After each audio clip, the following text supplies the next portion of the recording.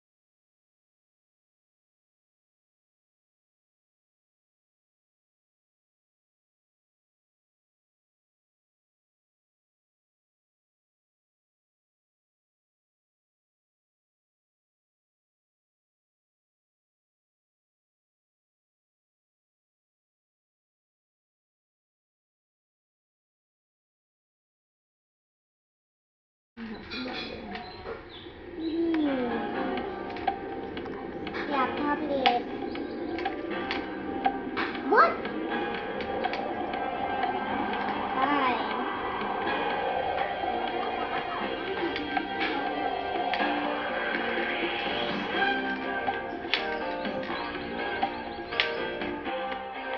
Yoo!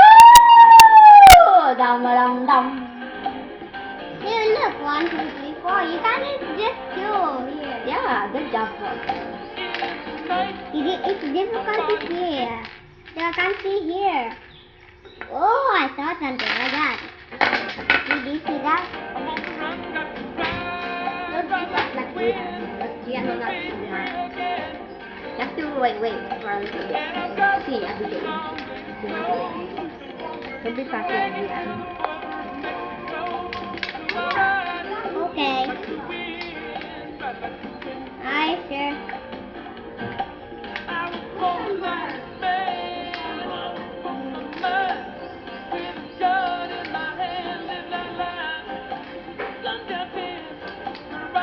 Told you, you have to look everywhere. 1, 2, 3, 4. Dum. Wow, you're making bricks a long time. Good. Confident? What? Don't know. Okay, you done. Okay.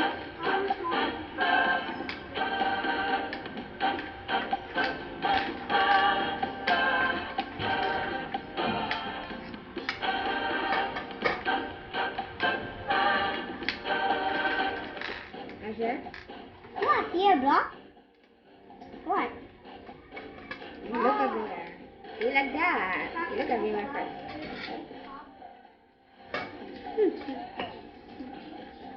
You.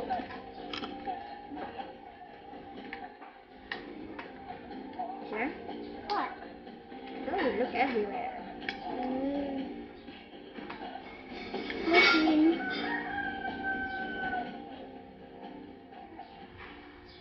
You can't see it? Where can I win? There you can win. Fighting. I think it's here. Okay. No, that's not right. Wait, Let us 4, start this 5. morning's activity with a prayer and the singing of the Philippine national I'm anthem. still in like this. Dear God, 1, 2, 3. thank you for the opportunity to meet together. Please help us to come together to make this institution reflect your kingdom. Breathe life into our ideas and decisions. Help us build a team that has love and respect at its heart.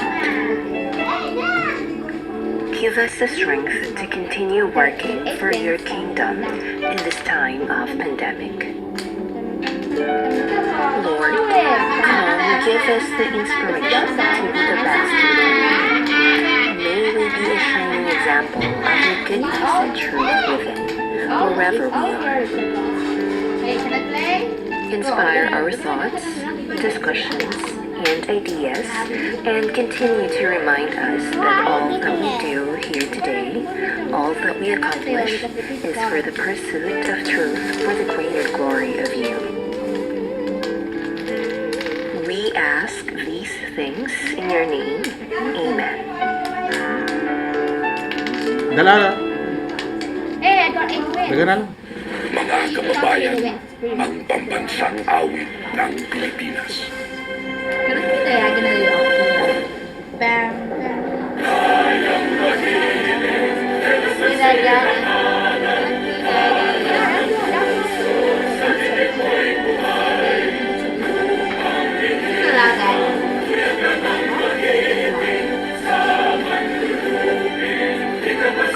What? Diagonal block.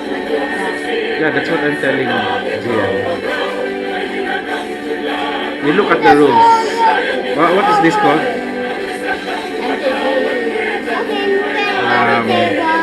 Tic-tac-toe, 3D tic-tac-toe, no?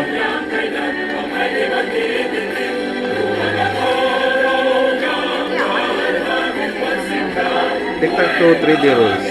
Here. Watch this one.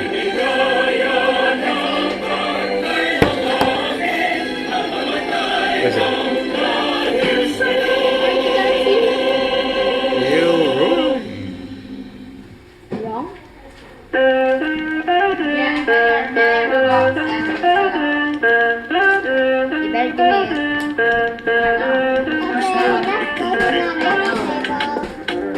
At the table.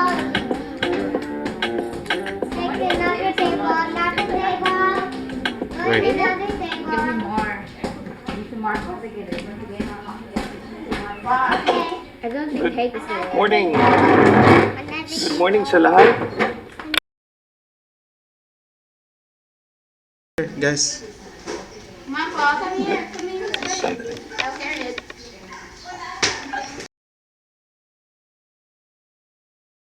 Morning, Governor. Morning sa lahat. First of all, I would like to thank all the participants this morning. And we have participants coming from, of course, Cebu City, and we have participants from other cities and municipalities, and maybe we have participants from other countries. And special mention to, we have a big delegation coming from a company called Annex Digital. So, do we have the participants from Annex Digital this morning? There are about 20 of them. No? Thank you so much for joining our webinar this morning. Before anything else, I would like to remind Cebu chapter members that we have a very good promo that started last May 1. You don't have to pay your back dues to renew your membership. All you need to do is pay the next 3 years and your membership is okay again. So, di ba, it's a nice program, no? Thanks to Mike Daan, our Vice Governor for membership for the Project Arise. Mike, thank you so much, no, for initiating the program. The response is so good. And we have upcoming events. So after this seminar, our next webinar will be on May 22, also coming from Globe Telecom. So thank you. So before introducing our next our speaker, we would like to remind ISEP members and those who are interested, the mid-year convention will be on June 4 and 5. Check the social media posting of ISEP National. So I think the registration fee for the 2-day event is 1,000 pesos. So, again, welcome and thank you so much for joining us this morning. So, may I call my colleague in the TDC? Sandali. Dick? Yes, Governor. Yes, Governor. Yep. Can you see the slides? Yes. Okay, go ahead. Please introduce our resource speaker this morning, Vic Navarro, a member of the TDC committee. Vic? Okay, thank you very much, Governor Julius. And it is my pleasure to introduce our guest speaker for today.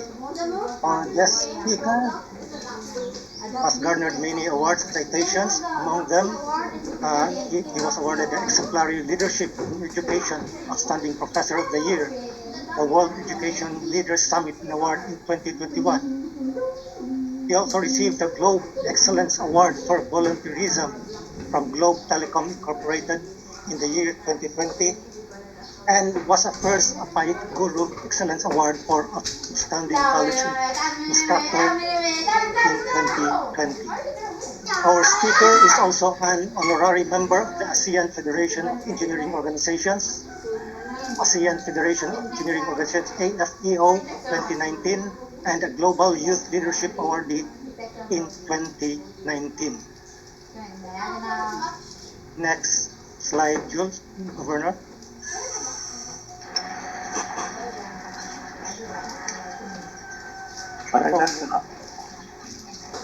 Thank you. Yep. Yeah.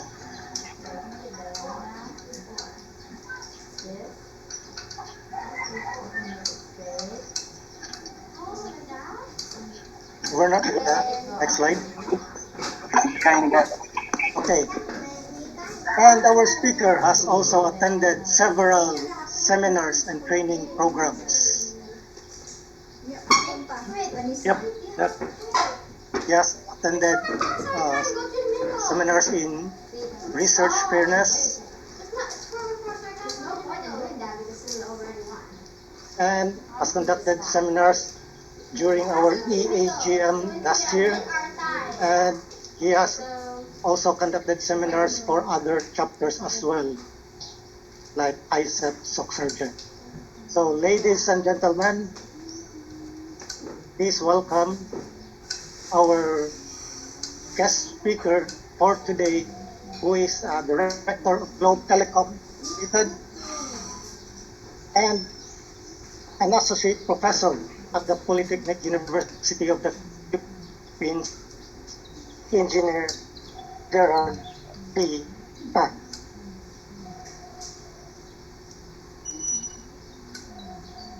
Hi everyone, good morning, and I hope that your weekend is nice and well. As I believe a lot of wonderful things happening despite pandemic. When I say wonderful things, is a continuous learning.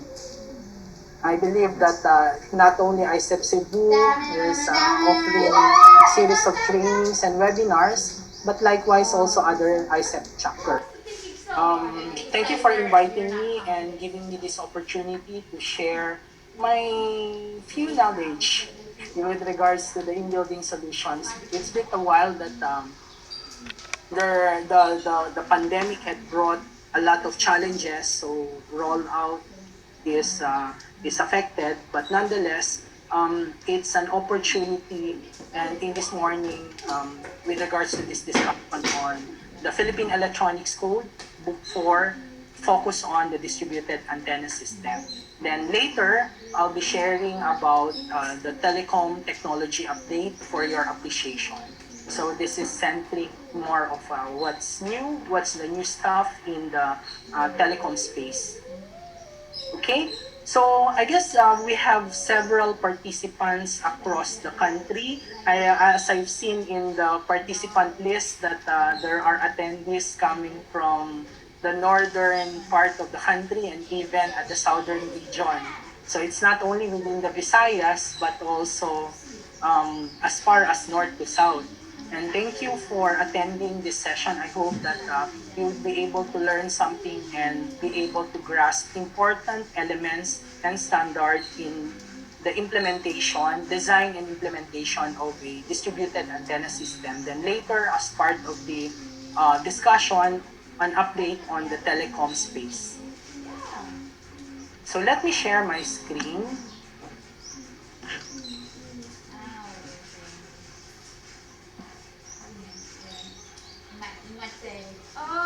You said it, you said it. Yeah, I didn't know what it meant. No. Okay, let's do here and form them. Okay, there are 4 books actually in the Philippine Electronics Code. The distributed antenna system is on 4. So we will be focusing on the discussion elements and different constructs in terms of how distributed antenna system is being designed, implemented properly, and what are the structures, what are the different areas we need to consider in the overall ecosystem of a distributed antenna system. But nonetheless, in this discussion, I'm gonna join you on why there's a need to provide communication, especially inside the building. And also, a brief overview on the different types and systems architecture eventually. So, as we will need 2 days to really do the training. So, a brief discussion and pointing out important segment in the distributed antenna system. Okay, as part of the whole discussion, I'm going to share about defining what are the different best fit solution in terms of providing in-building solution.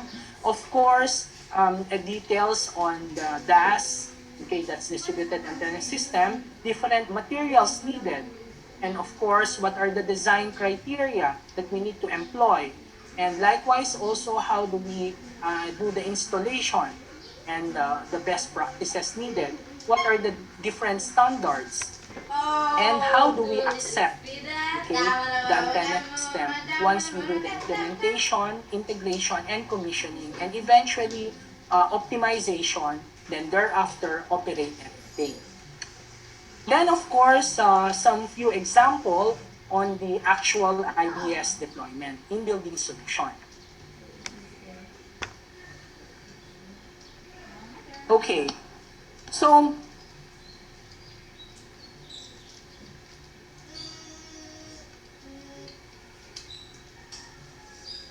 let me start by saying, nowadays, there is the changing behavior of the consumers or customers. Okay? So, one concrete example is now the use of cell phone. They maximize the opportunity because of the accelerated digital transformation brought about by the pandemic. And nonetheless, people are using their smartphones in order to access the internet, access the different mobile apps from social networking, of course, different online shopping and banking, and to the extent is, of course, on accessing their YouTube, IG, Facebook, and likewise also all other social media and entertainment application. So with that, is that there's a need now to really enhance, okay, enhance the signal inside condos, residential houses, and of course, corporate offices, and all other types of building. So the most important part there is providing connectivity, whether coming from outdoor or even providing broadband through wired facility, and of course, providing it through wireless system, which is your distributed antenna system. So the growing traffic, because of this changing behavior and attitude of customers, is that Philippines is a top country actually in terms of spending time accessing the internet. Of course, the number of users using the internet, it had accelerated much. And likewise also, Filipinos are really into social media. That's why the number of the user penetration here in the Philippines keeps on accelerating, going up.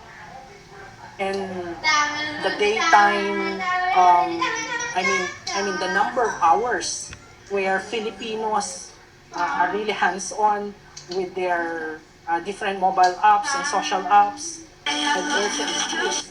So from long time ago, it's just like 2 hours or 4 hours. Now, even to the extent that it come across 9 hours. So the smartphone penetration here in the Philippines, as you can see in that chart there, share of population with smartphone, that's on the vertical axis, and horizontal axis on the year-on-year progressive growth in terms of the smartphone penetration. So in 2019, we are already 57.6% and keeps on increasing. And it is projected to climb up to 77.1% in 2025. It's few years starting from this year. So as you can see, the existence or the prevalence of new smartphone technology like iPhone 12, Samsung that are capable for 5G, and Huawei, of course, all this stuff, and the decreasing cost to buy, this unit will give the opportunity for the Filipinos to really avail of their new type of smartphone, which you could also be able to experience the benefit of new technology, the likes of 5G. Later, I'm going to discuss that one as part of the technology update. So the big question mark is where is mostly the traffic are. Where are the traffic? In terms of voice, SMS, and of course, the big chunk which is data. Straight to your home. Diba? Also, from residences to the shopping malls, to corporate offices, condos, okay, those high-rise condos. So all this stuff, all these areas, it really needs connectivity. Either delivered via wireless or via wired transport.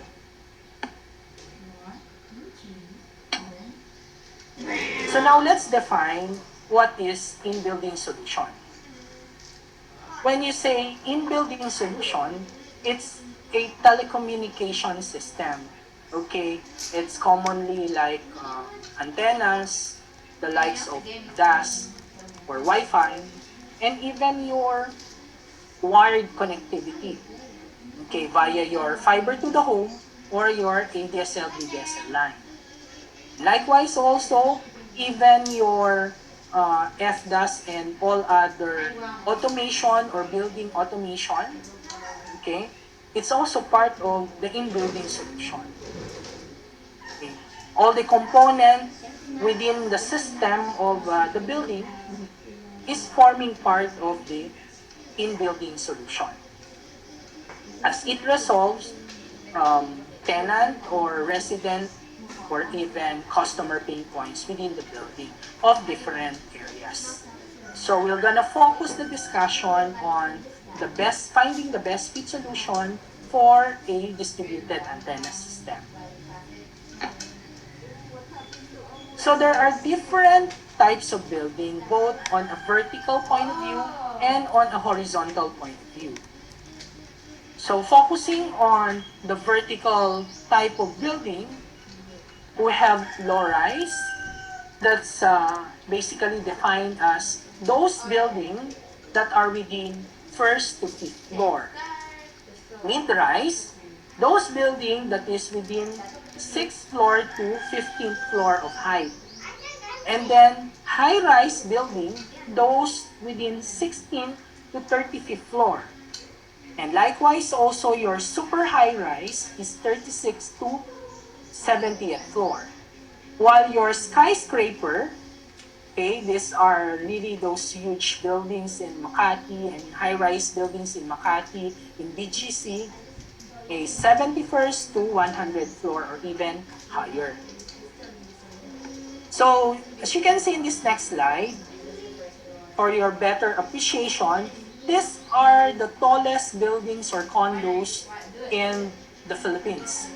So, Gramercy Residences is one. And then, of course, that's 250 meters above the Earth's surface, the ground. And you have also Discovery Crimea, 250 meters. While one Shangri-La Place Tower, that's 227 meters. And Knightsbridge Residences, that's 220 meters and all other. Okay, so there's one also, the Grand Hyatt Hotel in BGC. It's almost equivalent to 250 meters above the ground.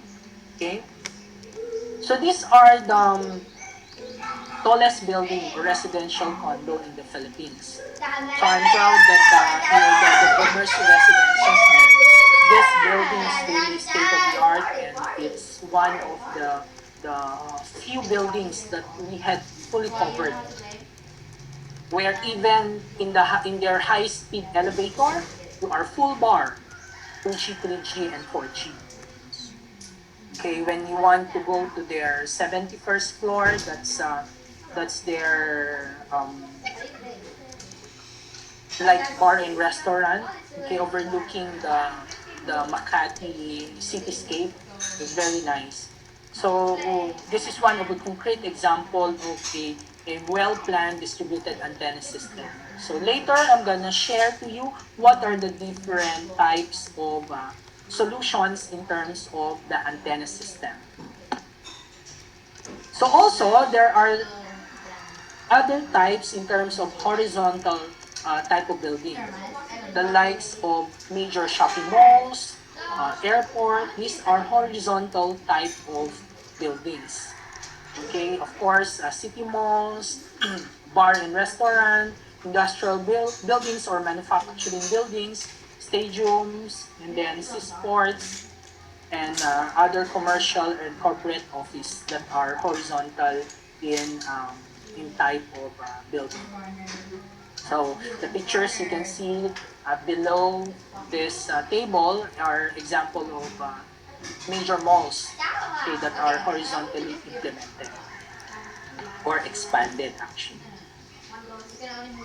So what are the different types of solutions in building solutions that may apply depending on the type or nature, okay, or condition of Oras lang ba? the building. And also, it depends on the system's requirement.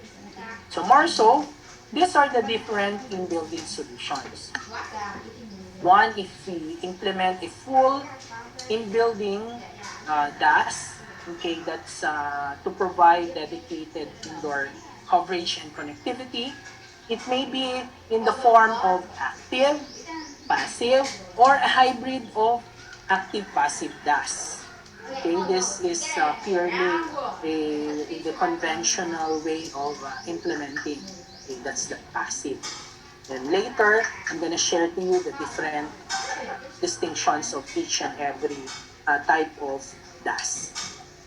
Also, there is what we call retrofitting, okay, the existing DAS, because you need to expand due to the extension building, or building was renovated, so you need to add more antenna. So we call that one DAS retrofit, or even upgrading it, adding new technology, assuming that the existing DAS, okay, has only 2G, 3G, eventually you need to upgrade, technology upgrade, to add additional technology, which is 4G.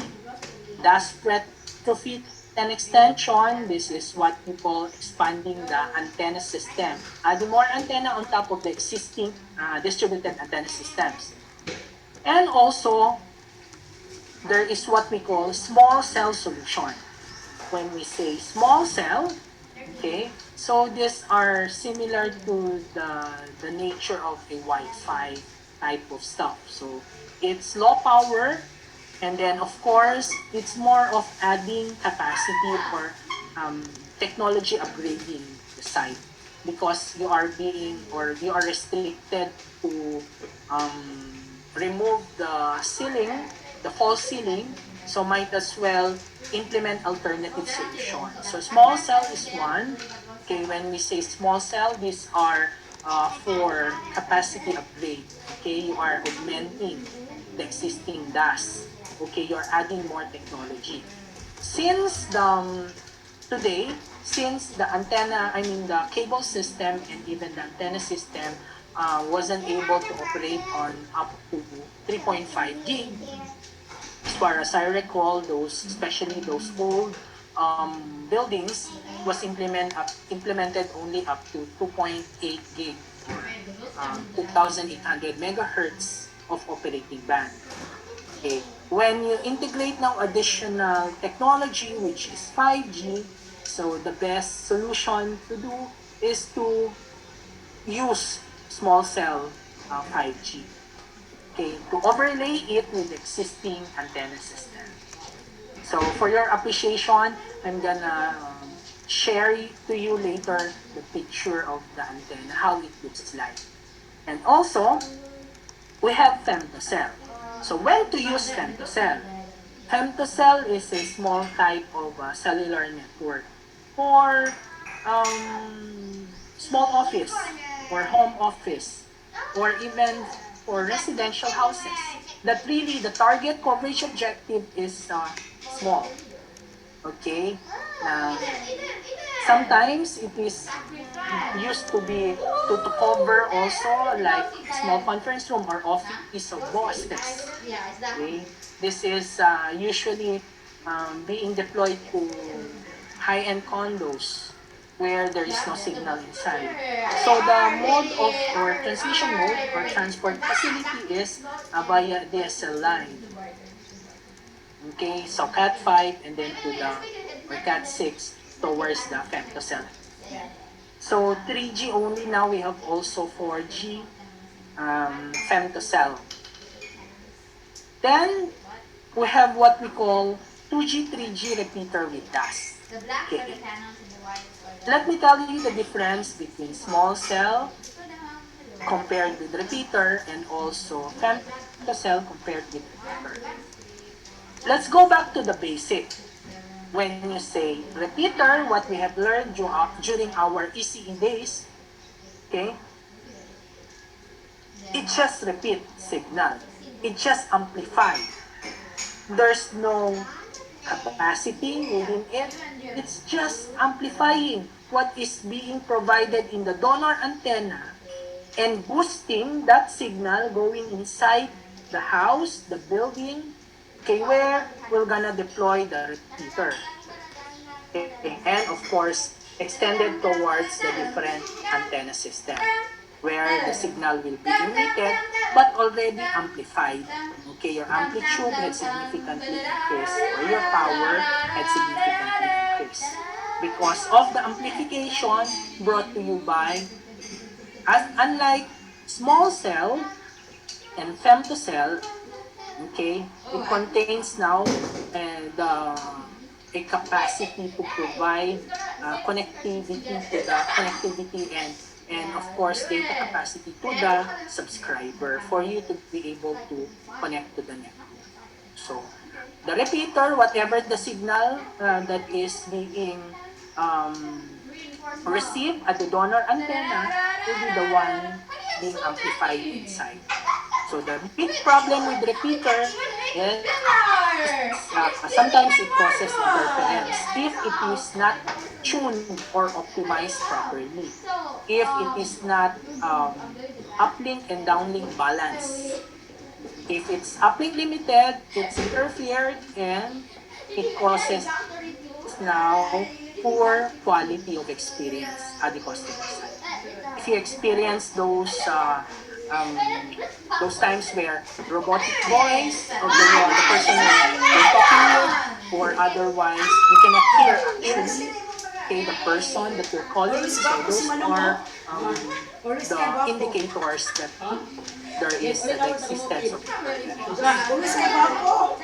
and also you have the 3G cell 5. Okay, this is small cell, femtocell, okay, but it only operates on 3G. But now it's not being used anymore as people resort more into either repeater or telco operators resort into repeater or femtocell. Femtocell is much better as it will provide a dedicated network for that small area you want to cover because there's no signal. Then of course your enhanced RAN. So this is an enterprise or ERAN we call an enterprise femto solution. Okay, this is to cover more areas. Okay, like big conference room or multiple offices where you need to deploy multiple femto interconnected to become an enterprise femto. Then of course, Wi-Fi is also there as part of the solution as this is to provide broadband connectivity or broadband access to customer inside the building. So before the 802.11 and only now it had also significantly evolved it evolved into IEEE 802.11 AC. So of course AX is there, the new Wi-Fi technology we call that one. So the difference there is more channel, then of course more subscriber that we can launch towards the network. And lastly also is providing coverage with the use of a macro outdoor. Okay, the coverage solution will be boosting the outdoor macro cell outdoor cell site pointed towards the building, okay, to improve the connectivity inside the building. So that's forming part of the overall optimization activity. Okay, so now let's proceed in understanding what is distributed antenna system. So when you say distributed antenna system, it's defined as an in-building comprising of a number of picocells. Ano itong mga picocell? Ito yung parang sombrero na maliliit na makikita niyo sa malls, sa mga corporate offices, okay? Or even yung mga panel antenna, okay? Na nasa sidewall, nakikita mo yan, to provide coverage of hallways. So, it operates on 2G, 3G, 4G. Of course, now we have 5G in a few areas as the technology has just been recently commercialized and launched, and telco operators are on the mode of expanding the reach for the 5G technology. But nonetheless, we'll focus on 2G, 3G, 4G, as this is the current technology that we had. And of course, few touch on the capability of 5G later in the second phase. So in a distributed antenna system, so as the word in itself, distributed, through the process of calculating, okay, the link budget, you would be able to approximately somehow to achieve an equally distributed output power, okay, at the receiving end, at the customer side. So you have P-out coming from the base station that comprises of a baseband unit and radio remote unit, then less the cable loss, less the connector loss, and even less the combiner loss for multi-technology and even multi-operator combining system, and then minus another cable length, and of course minus the loss from that cable between combining the first splitter or directional coupler, and likewise also another less on this splitter systems and directional coupler, and plus the antenna gate. So that's equal to your effective isotropic radiator. So this can be sectorized, the antenna system, depending on the area, okay, of your target coverage or your target coverage objective. How many floors? So you need to redistribute it by resectoring it, doing sectorization. Okay, it will be shown based on your link budget calculation how you'd be able to properly design your in-building solution. So a sector is defined as the division of base transceiver station. Okay, usually, a base transceiver station has a maximum of up to 4 sectors to serve the in-building. Okay, that's on a full capacity already. So take note that it eats also a lot of power. That's why it's not that simple to operate and maintain a distributed antenna system, as this requires also commercial power to really drive the whole antenna system. Then these are the different classification of the antenna system. One is what we call IDAS, or Individual Distributed Antenna System. 2 is the Common Distributed Antenna System. And 3 is the Outdoor Distributed Antenna System. So when to use this one? For in-building an IDAS, it's only exclusive to one operator, each antenna.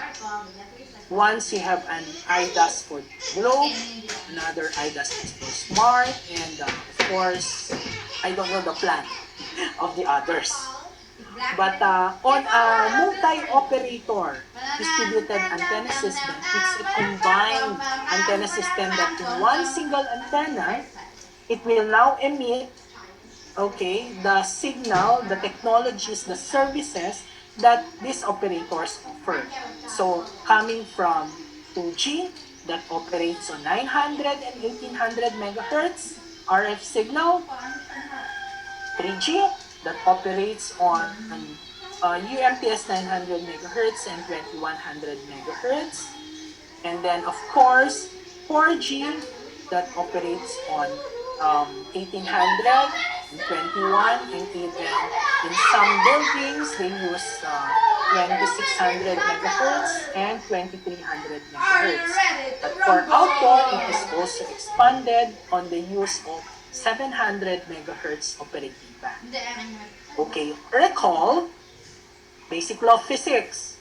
Lambda is equal to speed of light over frequency. When the operating frequency is at the lower band, it means that you have wider coverage footprint. Whereas, if it operates on a higher band, it means that you have shorter, smaller coverage footprint. Okay? Yes? So, on the outdoor distributed antenna system, or very famous for ODAS, we usually deploy this one on key hotspot area or street level connectivity. Okay, for those areas that don't require much capacity. So, if the area is really a convergent area, then might as well deploy small cell solution. Okay. ODAS is primarily used for its purpose to provide extended coverage where not much people are involved. It's an alternative solution for a macro outdoor, as the area has several restrictions. When I say several restrictions, is that they don't want to see eyesore in big cell site, as most people has this impression that cell site causes cancer. So that's very wrong. Okay? Remember that RF signal is within the non-ionizing elements. Okay, within the electromagnetic spectrum. When you say non-ionizing, it doesn't have that much amount of energy to break into the subatomic level to sustain in itself to become radioactive or to become self-oscillating. That's now on the category of ionizing. Those are the likes of X-ray, gamma ray, ultraviolet rays, and all that. So RF signal is within the range of the non-ionizing. That's why remove the thinking that when somebody is building cell site within your area, that's to provide coverage and capacity for you to be able to access, the internet.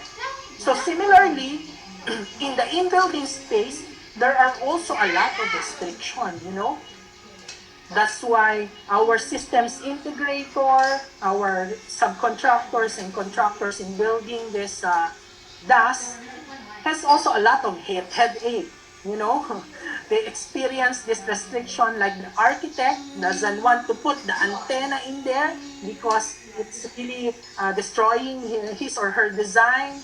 And then that architect wants that this antenna will be put inside the false ceiling. So all these things, and even your cable cannot pass through this beam, as it will destroy the structural integrity of that beam.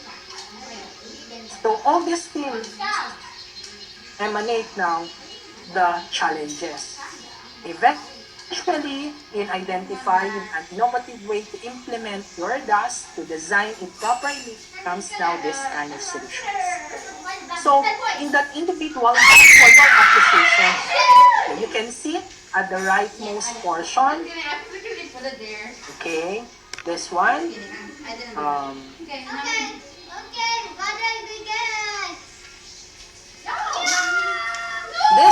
That is where the different operators' base station is. So that's where like Globe and Smart has its own base station, and this is contained within the whole telecom room.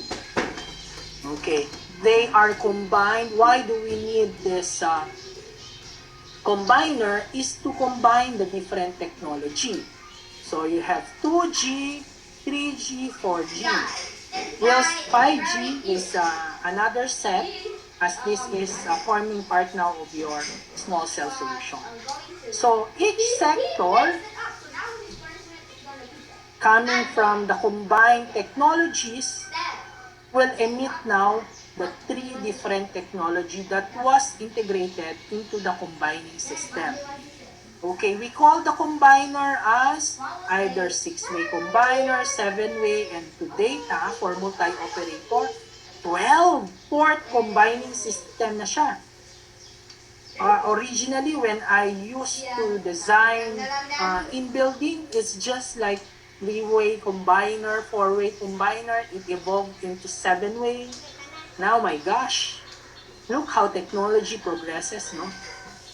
So, each sector emits now the different technology, but exclusively for the telco. Okay? So, kung this is owned by Globe or this is owned by Smart, then basically they have their own telecom group. So, your base station is now a software-defined radio. It means that you can, it's compact, but you can redistribute, okay, your baseband unit from your radio remote unit. Later, for your appreciation, I'm gonna show how it's being done. Why do you need to do that? In order to reduce attenuation. Take note, cables, okay? RF cables, depending on the size of the cable, has attenuation. So at certain distance from the base station has a certain degree or level of attenuation. Now, the smaller the cable size, the higher the attenuation. The bigger the cable size, the lower the attenuation. But of course, using fiber, so as defined, very small attenuation or sometimes negligible. Diba? That's why we are providing or we are implementing the radio remote unit at a certain floor, distributed at a certain floor, in order that you'll be able to somehow reduce the attenuation and be able to push more power to the different antenna. Okay? So next is what we call common bus. Okay. This is now the opportunity where you are combining different operators, base station, into one combining system. And at the other side,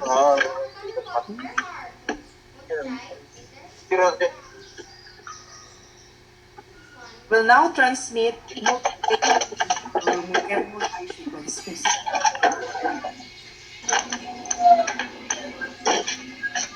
Can I request to mute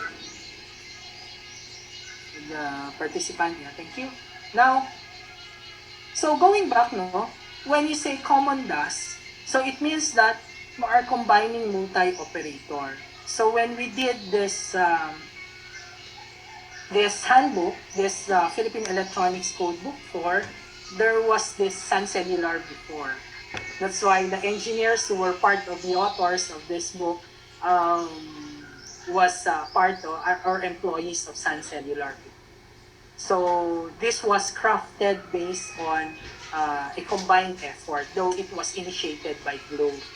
Now, each operator has multi-technology in their equipment rooms. Now we go outside our equipment room and traverse towards another equipment room. We call that one combined room or combiner room. Okay, where each and depending on the sector, each and every telco operator will be combining each technology. So as you can see here in this diagram, okay, you have a separate room for the combiner room. Sometimes, because of space challenges or space availability, what we do is that, or what the property developers or building owners do, is that they allocate the supposedly, or they combine the room for their wireline network. Okay, so they let the operators use that one as a combined room, a common ground for each and every telco. Though each telco has this individual telecom room. Now, another challenge that most telco experience is that because of space availability, telco tends to innovate. That's why in the handbook, in this, we propose different sizes or types of telecom room sizes. This is with respect to the available space within that building. And likewise also on the technology that you're gonna deploy, or each operator will gonna deploy in their telco room. So next is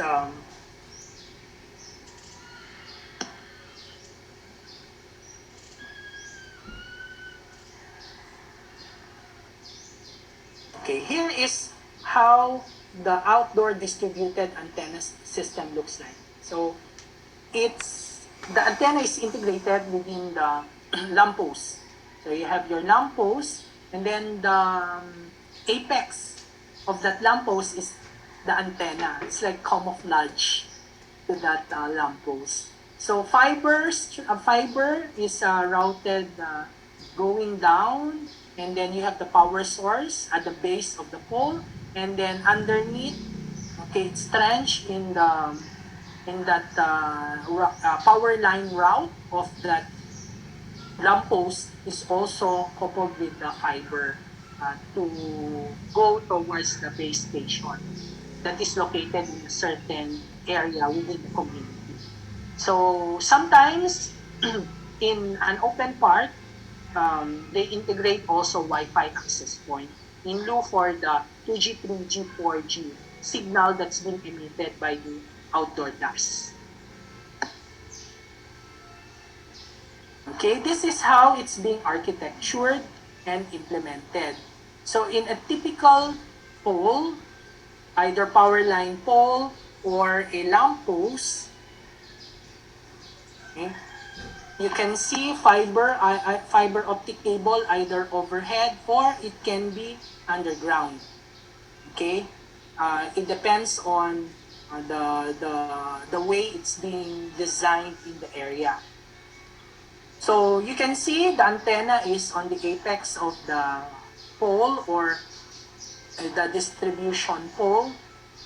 And then of course, you can see the different equipment box, power meter, and then the coaxial and fiber distribution underneath going to the base station or telecom room. So you have now your nearby building, or there is a small equipment room where the type of equipment that will be deployed is an outdoor type or cabinet type, okay, that you don't need anymore a very huge telecom room to house these equipments. Then of course, fiber runs will pass through the different poles. And these are the different technology that's being deployed in order to operate within that ODAS system. So 900 megahertz, 18 for 2G, 3G, 2100 and 900. And then of course, your LTE operating on 1826. And at bare minimum, you should have a transport backhaul going to your core network to link your base station, is that it should be 500 Mbps or even higher, okay, to provide a wider bandwidth for your transport backhaul.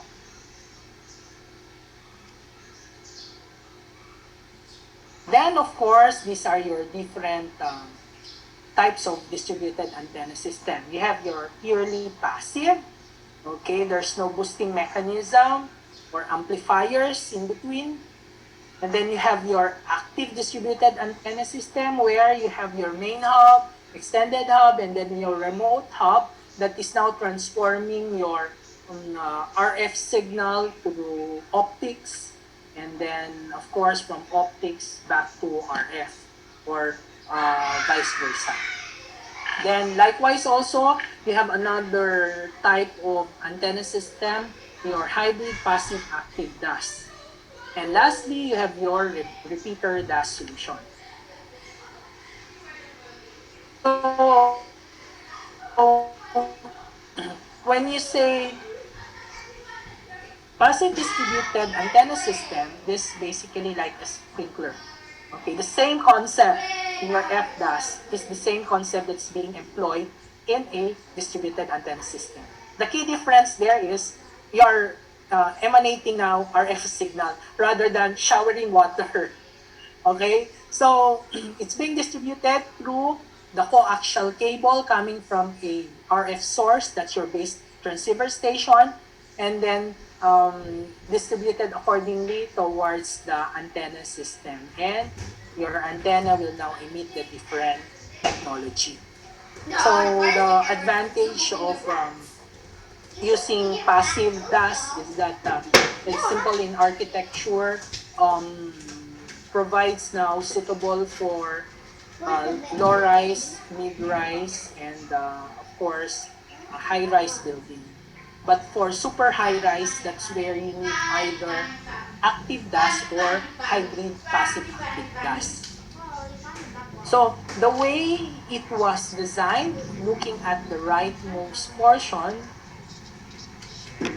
okay, this is the sample schematic diagram of a distributed antenna system.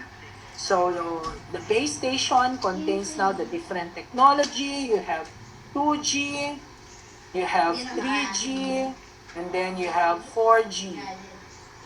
Okay? So, P out, less cable loss, less splitter loss,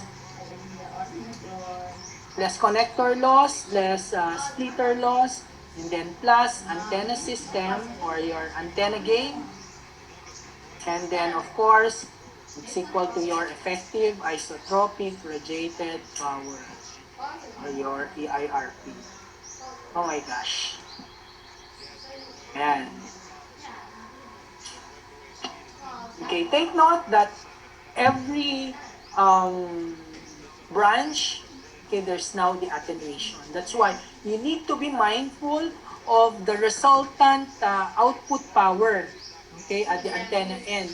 You need to do balancing and also identifying the floor area of the target coverage footprint, because that's where you will increase or decrease, okay, the EIRP values within, depending on the target coverage area. But of course, you can also do tweaking in terms of should it be splitter. When you say splitter, it's now balanced distribution, balanced splitting of output power coming from a source. If you're gonna use directional coupler or unbalanced coupler, okay, you have your low loss port and then you have your high loss port. So low loss, you will put the antenna where the target objective is wide or big, and then the high loss, it's where it's small in space. Okay? And then of course, the next type of distributed antenna system is active DAS. Okay. What's the difference between active and passive? Pag passive, walang amplification na nangyayari, walang extended amplification or use of extended hub or repeaters. Okay. In active, you're now gonna use an repeater in the form of a extended hub and a remote hub. Okay. Why you need this one? the main hub will now transform the RF signal coming from your base station to become optics. Okay? Optical energy. Then, fiber optic cable will run through from the main hub towards an expansion hub or extended hub. And then, from the extended hub or expansion hub, okay, ito, yan. So, this is the main hub that will now transform RF signal into optics. Via fiber optic cable, it will run through towards the extended hub or expansion hub. And then, this expansion hub will now transform, okay, the optics or optical energy to become again RF. So that this one will emit RF signal, the antenna, after the remote hub or remote unit. Okay, as reflected in the systems diagram or architecture, we have the remote units. Okay, each remote unit can either be one antenna or maximum of 3 splitted antenna from a remote unit. Sometimes, in some implementation, this is not coaxial cable. This is Cat 5 or Cat 6. But the challenge in there is that we have few sites where we implemented, what we've noticed is that it causes interference. It's because of multiple translation. You need to change, to transform RF to optics, optics to electrical energy because it's Cat 5, and then this electrical energy will transform into RF by the remote unit. So, what we've taught before is that rather than multiple translations, okay, and transformation of the signal, might as well is to reduce now, okay, the numerous transformation. Rather, this now becomes, okay, this now becomes coaxial too, coaxial cable. Okay, and even this one, these are just jumper cable. Jumper cable coming from remote unit going to the antenna system. Okay, so that's the difference between an active DAS and a passive DAS. Always take note that the RF source will now be transformed, from the RF source will now transform the RF signal to optics and then back to RF signal. Or for multiple translation, RF to optics, optics to electrical, and of course, electrical going to RF. Okay, so another is what we call hybrid passive active DAS. Okay. How does this works? You have your RF source or base station antenna, and then there is now what they call the extended hub. But in principle, this is now your radio remote unit. The one that is left here in the RF source or base station is your BBU. Okay, that's your BBU. Then through fiber optic cable, it will run towards the RRU. Ito na mga yun. Okay, from the RRU is now coaxial cable, okay, going to the antennas. It becomes now cost efficient to be deployed especially on super high-rise building or super expanded buildings, those horizontal expanded buildings na pahaba. Why? Because you'll be able to maximize now the cable run, reduce attenuation with the use of fiber optic cable, and of course, be able to distribute properly the output power from each and every floor. Okay? So, not necessary na mag-implement ka ng RRU to serve just second, third, fourth, fifth, and so forth. But rather, sometimes for every 3 floor or every 4 floor, you're gonna implement one radio remote unit. Now, the very challenge is interoperability, especially when you got to devise or design a common distributed antenna system. The most challenging part is the interoperability with the other telco. Why? Because sometimes their equipment is not the same as the equipment of the first telco, providing the primary solution. So you need to adjust, and you need to really also create now a small equipment room in that floor where you're gonna deploy this radio remote unit. Why? Because you also need now to put in additional layer or box, the combiner, the multi-operator combining system. Okay, that's now where the challenge comes in. One, challenge on power availability. Two, challenge on cable route, where both the optical cable and even the power cable, where will it pass through? Okay, the space availability. Though in some building, in big buildings, they usually allocate. Why? Because on day one, during the planning stage, they meet with the telco operators and discuss already. So it's like an abang type of solution where they will now allocate a specific cable run location to these areas where you're going to implement now your antenna system. And they also even, the good thing that during planning stage is they're gonna plan already the kind of system where, or the cable route, and also where the antenna will be located, is that during the establishment of final blueprint, okay, they will reflect already in that diagram. That's why for those practicing PECs, no, and practicing ECEs who are in the telco field, it's very important that you need to discuss with the building developer how you'd be able already to, in parallel, design with the building, okay, the antenna system. Because it is in there that you'll be able to efficiently really join in during the construction, the implementation of coaxial cable and fiber optic cable. Okay, of course,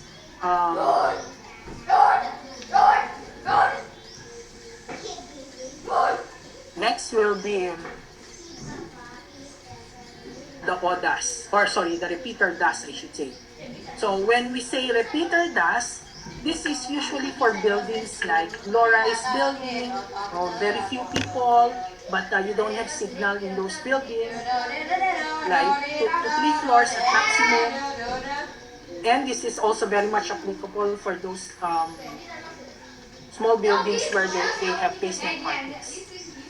Okay, so those that has basement parking where there's no signal really, repeater with that solution is a good solution to deploy. Okay, how does it work? You have an existing macro outdoor serving the area, but since you don't have signal in the building or poor signal inside the building, you need to deploy a repeater with that solution. So you have a donor antenna.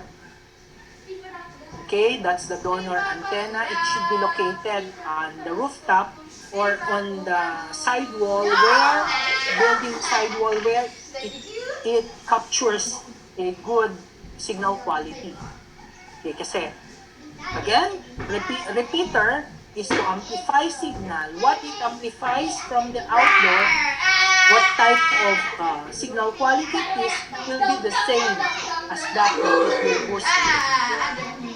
Okay, so the capacity that you're gonna use is the same capacity of your donor side. Okay, it's just the very purpose of the repeater is just to amplify, okay, the outdoor signal going to the indoor to provide coverage inside the building. So of course, you have the component of an antenna, coupler, two-way splitter, panel antenna, three-way splitter. And you have a, this only applies to multiple technology type of repeater, but more so, the repeat, that's why you can see you have a different donor antenna for and first operator with GSM 918, and this one, another donor antenna for a different application for an operator. But nonetheless, this is usually individual repeater with NAS. Okay, so moving on is the small cell solution. So how does it look like? Ayan. The small cell access point is just almost similar to a repeater, I mean to a Wi-Fi access point. Even the ERAN solution. Ayan. And then the femtocell solution. This is primarily, the objective is to augment capacity and provide extended coverage connectivity. Okay, in those small scale areas where there's no signal or it lacks capacity. For small cell solution, this is primarily deployed on street level connectivity and also on technology upgrade for buildings, small and high rise or big or small. Okay, as this one is to augment capacity. So for open parks, yan, it's very good to deploy and integrate small cell solution. For convergent areas like concert grounds or concert area like Mall of Asia Arena, Araneta Center, Araneta Coliseum. So when you want to upgrade that one for additional technology or new technology, it's highly recommended, especially when you want 5G, to use small cell solution.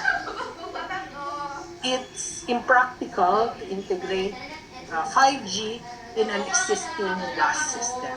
So I'm sharing the thought and idea as this was not part of the DAS before, talking about 5G, though it was already pre-provisioned future and upcoming technology. So it's highly recommended that you as a systems integrator or subcontractor or telco RF engineer is looking into an opportunistic approach in integrating or developing best fit solution for it. Because number one, you will not only consider the link budget, you will need also to consider space challenges and efficiency, and also more importantly, as an RF engineer or systems design engineer, you need to consider cost efficiency of your solution. So that's the most important part here. And now comes what we call the femto solution. So when you say femto, it's a low power solution. Kita mo yan. Femto access point, where it's being deployed in a small area only. Okay, home office or sala set. So it's being transported to a VDSL line or fiber to the home. You must have a wire line to connect this femtocell. So that's the most important part in the systems architecture of a femtocell. Okay, that's how it works, and it provides now coverage and capacity in that area. So let's now understand about what are the materials that you're gonna implement in an in-building solution. So taking into consideration the following materials or components like some antenna, coaxial cables, limiter, directional coupler, multi-operator combiner, multi-operator or multi-technology combining system, and all other. Of course, setting aside the power systems and the telecom rooms and other components that will now form part of the whole ecosystem of the distributed antenna system. So let's start with defining now the RF antenna. It's a transducer that is designed to propagate electromagnetic wave or your RF signal that operates within starting from 700 to 2800 megahertz. And of course, the latest one is that operators are implementing in 700 to 32 to 3500 megahertz. Okay, you have your, at the leftmost, you have your omnidirectional antenna, 360 degrees propagation. Your panel antenna, the rightmost, it's 65 degrees of the width. Okay, now you can see how the propagation model looks like. A donut type on the omni antenna, and of course, this one on the panel on the right side. And we have also specialized antenna system, especially those buildings where makukulit talaga yung architect nila. Okay, friendship or beshi ng mga RF engineer or architect. Why? Because they don't want to see, you know, those antennas earlier, those conventional antennas. Now they want to be aesthetically, you know, acceptable within their eyes. That we should camouflage the antenna that should be tailor-fitted in the environment of the building. Okay, sometimes we do paint, okay, that conventional antenna ito. We do paint based on the painting of the ceiling or the sidewall. Huh? This one, these are special types of antenna. Ayan. If you happen to go to SM Aura, no? Yeah, this one, no? You can see. So there are a lot of special antenna that were deployed on the rooftop of SM. Because before there was no signal in there. Really, signal so bad. We thought of, you know, deploying alternative solutions like that. So the billboard type antenna, spotlight antenna. Though that operates as a spotlight. So, but there's an embedded antenna within that spotlight. And also that street light antenna. And even the smoke detector type. Funny, because all You the take a one we video of thought the day is and a open smoke this photo book. detector, but in principle, it's an antenna actually. Okay, but the difference there is this is a bit pricey in terms of add-on costs as compared to the conventional. So this wall-mount antenna, this is usually deployed in those offices where they don't want to see, you know, those conventional antenna panel and all. You go stand up here. Then you have your coaxial cable. Coaxial cable comes in different cable type. We have 1 and 5/8 inch. That's the biggest one in terms of size. Good morning. So, as you we can received see in the this, rightmost how the package typical from, loss Photobook. per 100 meter. Ninja Band. So Okay, dB loss we per 100 expected this meter of the each last cable. week. No, so this is a As you Photobook. go This is up, our, going to a I don't know how smaller many type times you have or Photobook already, cable but, type, yeah, let's see. you can see, This is okay, I think the typical fifth loss. delivery of Photobook. So There. we'll check it out. What's the content? So surprise, surprise. So Right, now, we're gonna open the it. bigger the cable size, no, Actually shipped from Malaysia, smaller went to the- Hong Kong, and then the like almost 2 attenuation. weeks in Manila. Wherefore, the smaller this is the nice. cable Alright, size, easy to open. the higher the So we attenuation. have this. Oh, Sorry.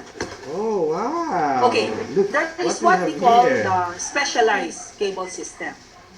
Kung may Alright. special sa antenna kanina, So we have 2 sets. as may special expected. naman sa This is just a cable. tape. We call that one radiating cable. So we have 2. Sorry. 2 of these. Okay, this is special in the sense that So this is the back it's portion, not I think. deployed all year But round the to all types of portion people. is it Or says here, even to happy different 80th types of birthday people. Papa Jules. This So is was only the birthday applicable, celebration of Papa Jules. being deployed In on cable, January 9, I mean elevator, 2020, elevator shaft going held in downwards to Grand the basement. Palace Hotel. And then of course on So we look at the entire basement parkings, So, length, yeah. lengthy basement parking. And finally, And then what we have here Another is is that, on see the prints. um, So this is a trains. 100-page I photo mean book. those train stations. The challenge Oh, with yeah, yeah. radiating cables is that Nice. at first few Alright. distance away from the source, assuming this is your source, So, okay, go yeah, in so there very to the nice paper. different distribution Very banks. thick. 180 Dito, GSM. malalakas pang signal mo. That's it.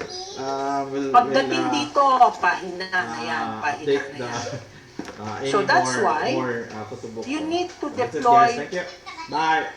repeaters, okay, amplifiers, in order to boost the signal coming from your RF source para makompensate mo yung attenuation for every 100 meters.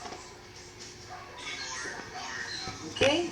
So, same, but the challenge in deploying this one in elevators or elevator shaft is that you don't have any space to put here the amplifiers or repeaters. And that's the big problem actually. So that's why very important to really find for the best fit solution. So what we did in some deployment is that we tailor-fitted the system's architecture of deploying hybrid DAS. But the problem now is your power cable. You need to ensure that you have available space to run the power cable and the RF cable or the fiber optic cable. It's because in lieu for an amplifier, you'll now be deploying your RRU for every segment or distance. Like, for example, 500 or 1,000 meters away. So you're gonna deploy one set of RRU to provide RF signals in this area and another in this area and so on. So those are alternative solutions.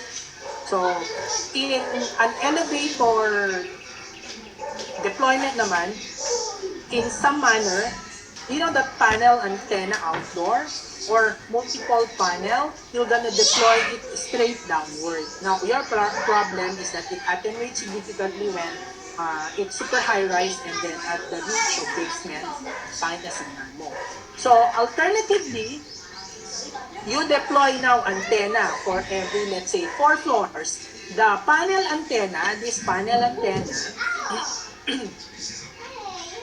yeah, this panel antenna, this one, on the rightmost, you're gonna put in for every segment or every 4 floors of the high-rise building. Okay, in the elevator, I should say. Elevator shaft.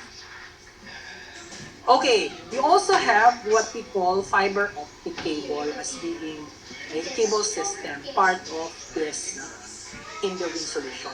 Because this is the one that is needed to connect your BBU to RRU or your baseband or extended hub going to remote hub or vice versa, main hub to your extended hub. So you also have twisted pair cable, your Cat5, Cat6, Cat5A, and all that. So this is very much useful for your small cell solution. Kasi from your remote unit going to the access point is now via Cat5 or Cat6. Then, of course, this is also used for Wi-Fi. Diba? So this form part of your in-building solution. Then, your different connectors. From your 716 DIN, then N-type of connector, DIN-type. Okay, and you can see how this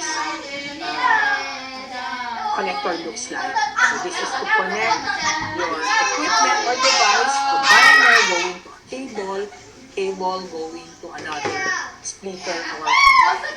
Thank you, Kuya Miko.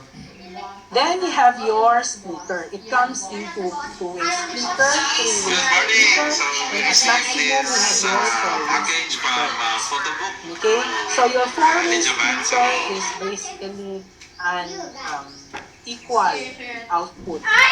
Okay, so from a power source of, let's say, 10 dB, so it will divide that into 4 into 3 equally. Unlike in directional coupler, or this is what we call uneven or unbalanced coupler. Ito, solo. So this is your high loss, and your 3 is your high loss, and then your 2 is your low loss. So the high loss area is where this is where now you reduce the output power because you're just covering a small area. As compared to the low loss, which is port number 2, so you're covering a wider area, or you are redistributing it, splitting it to another sets of antenna system. And then you have now the different combining system. It comes into combiner, multi-technology combiner, and then of course your multi-operator combiner system. 4-way combiner, 6-way combiner, now 12-way combiner, all these things. Okay, your triplexer is multi-technology. You are combining your 2G, 3G, and 4G into one single combining system we call triplexer. In diplexer, you are combining two technology. Okay, I hope these things are clear to you guys.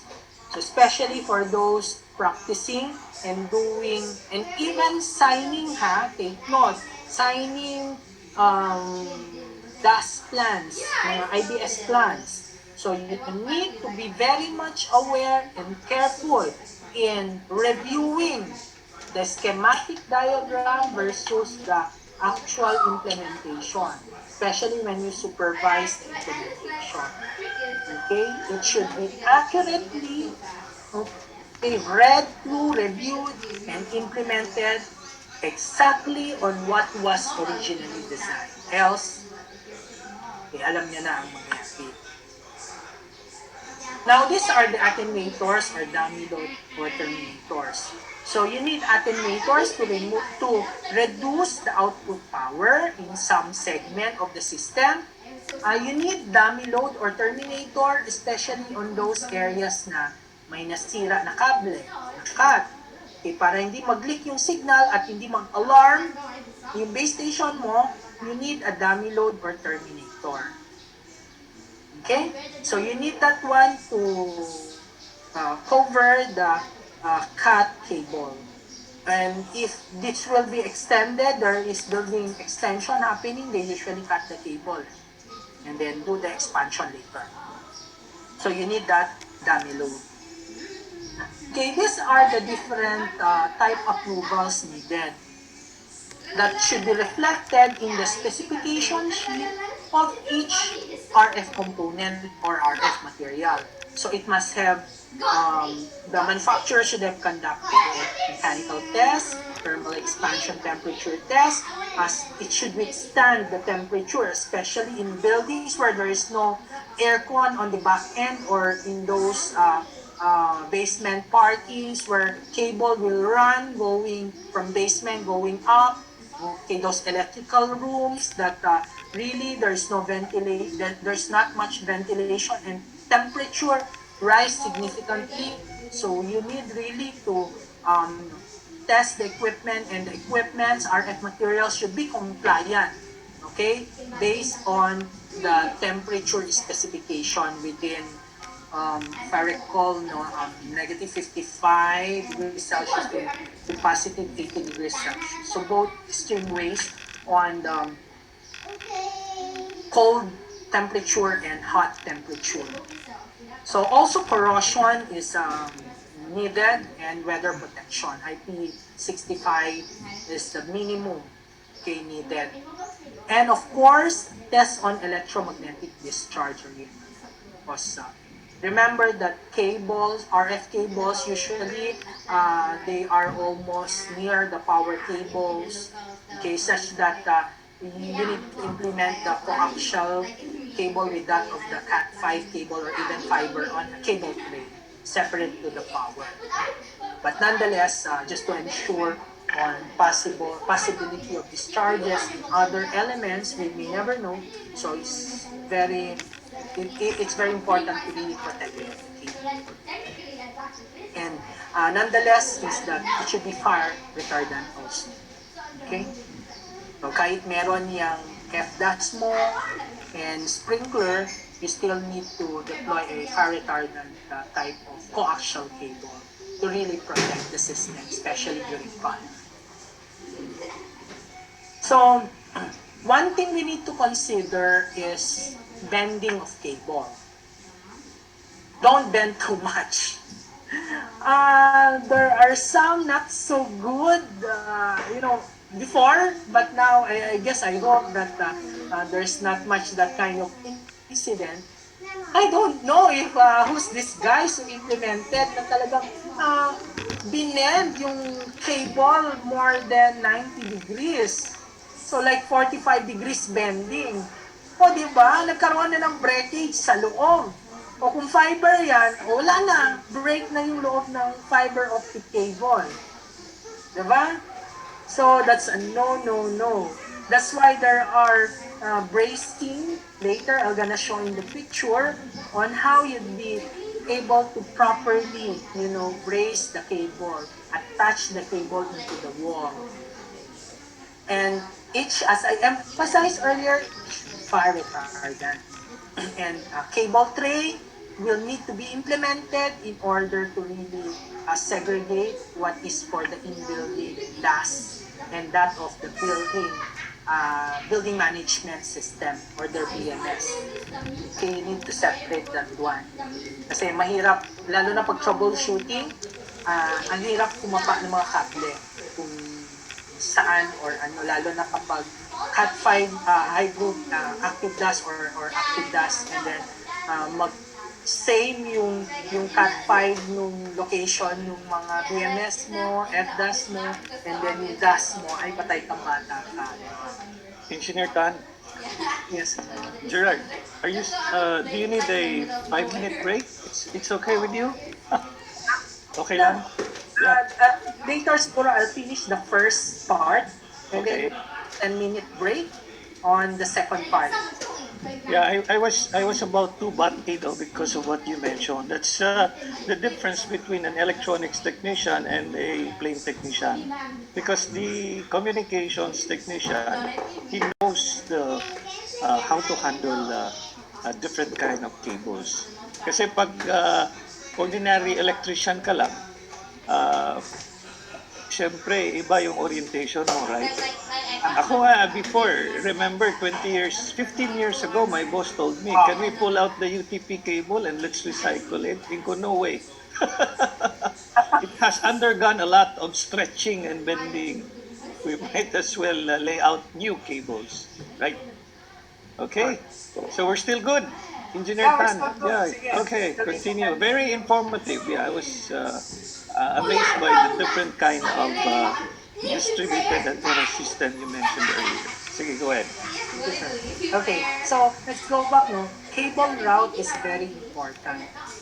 That's why during the design phase, okay, the engineer of design it should properly indicate in the design plan.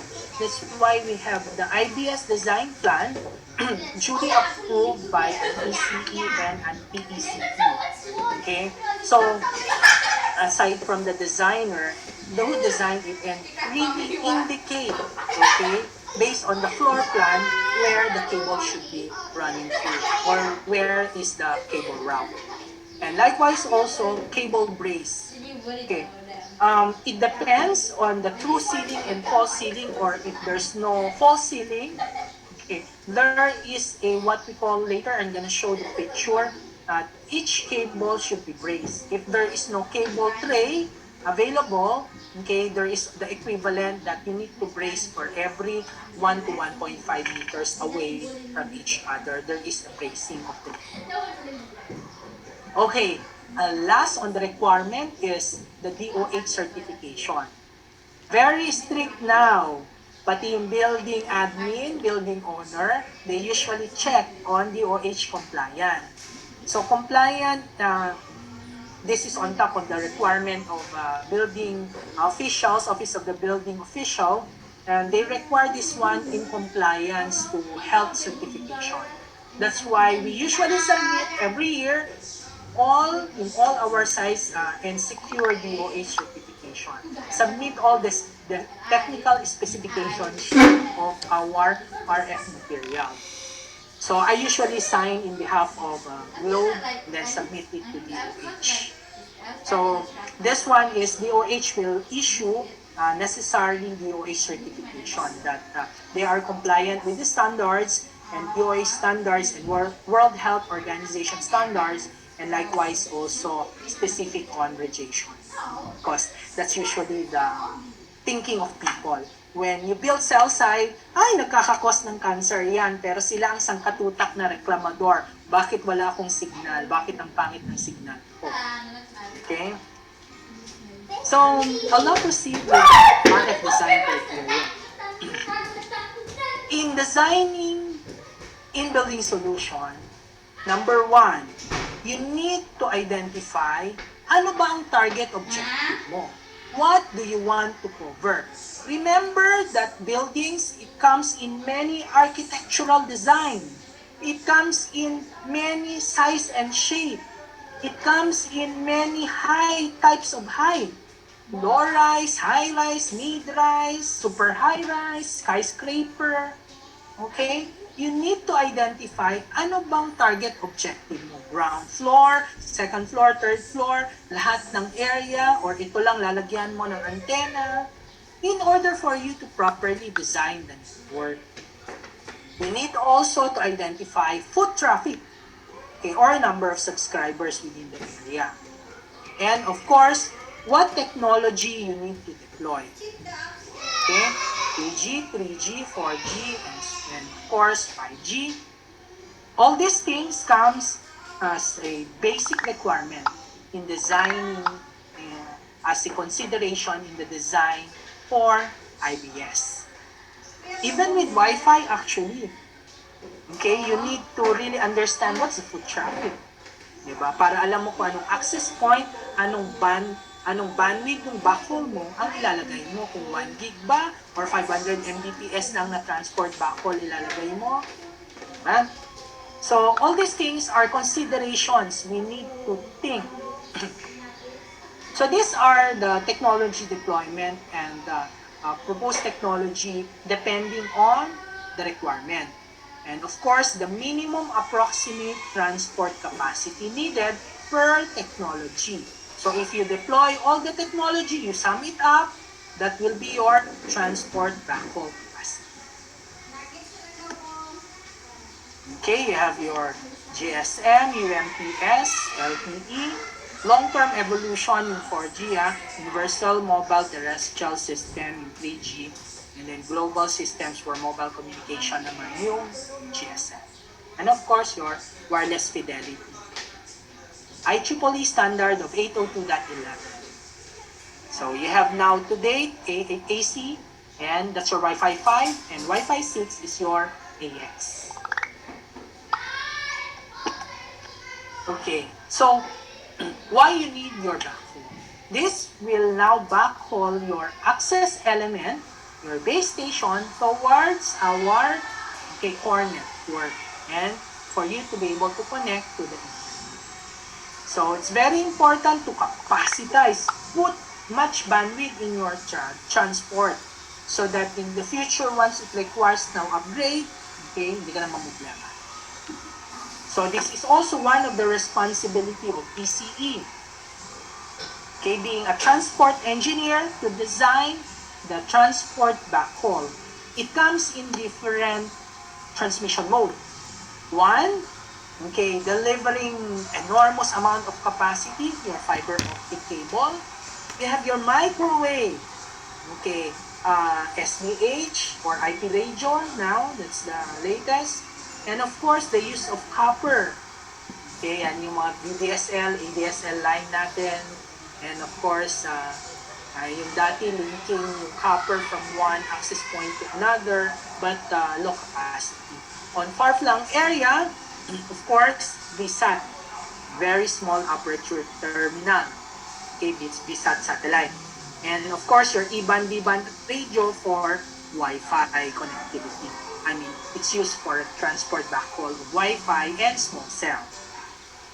Okay, you're using your E-band or spectrum and of course your V-band going 60 gig and up. So let's focus now on the consideration in the coverage design. So when you do now your IBS design, it should comply. Okay, though each service operator or telco, they have their own KPI or key performance indicator. So this was the minimum agreed values by the different telco. Okay, up until now, this is still applicable. So in designing 2G, the receive signal level should be neg 80 dBm at 99% of the target objective. The signal quality should comply on equality class of 4 or better at 99% of target objective.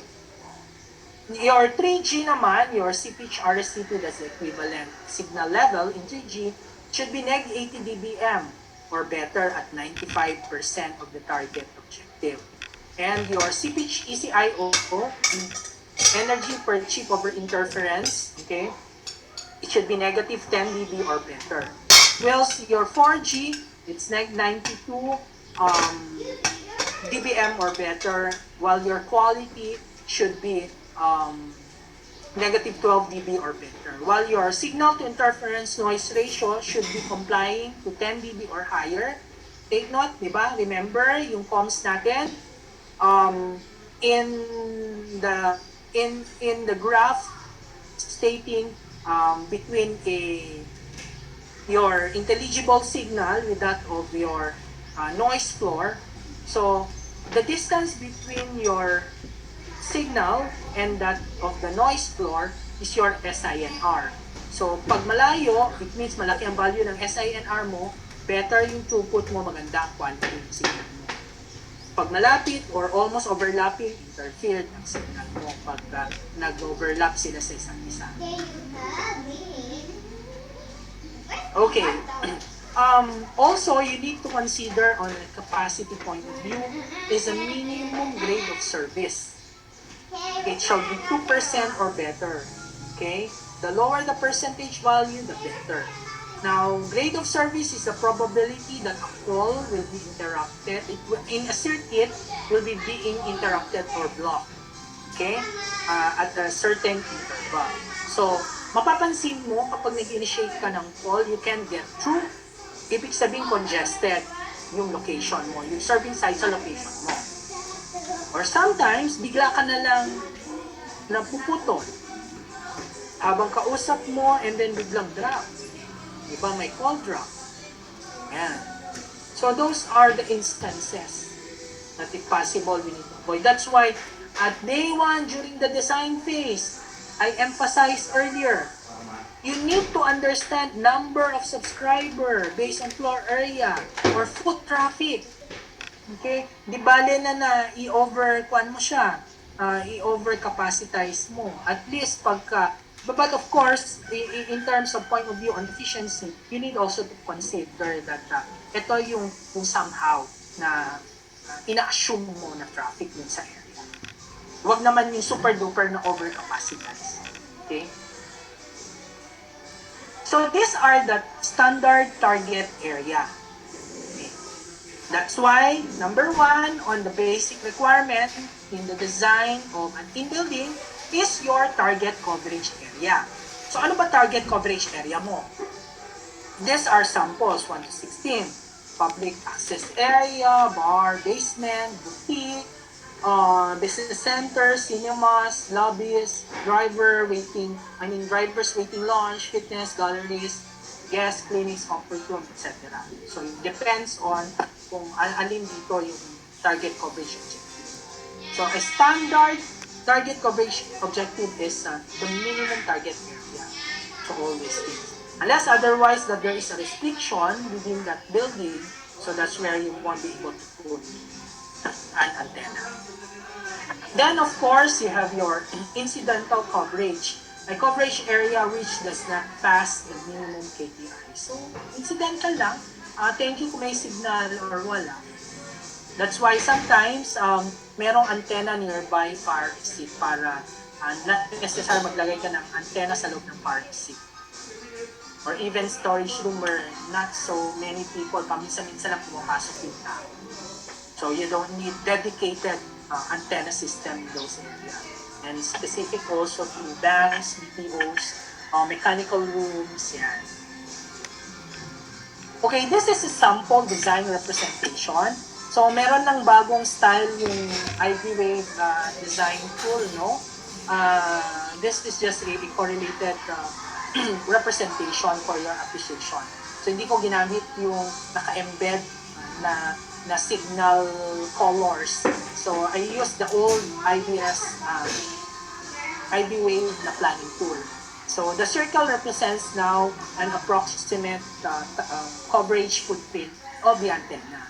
So basically based on your link budget diagram that is reflected now per technology in this schematic diagram of the antenna.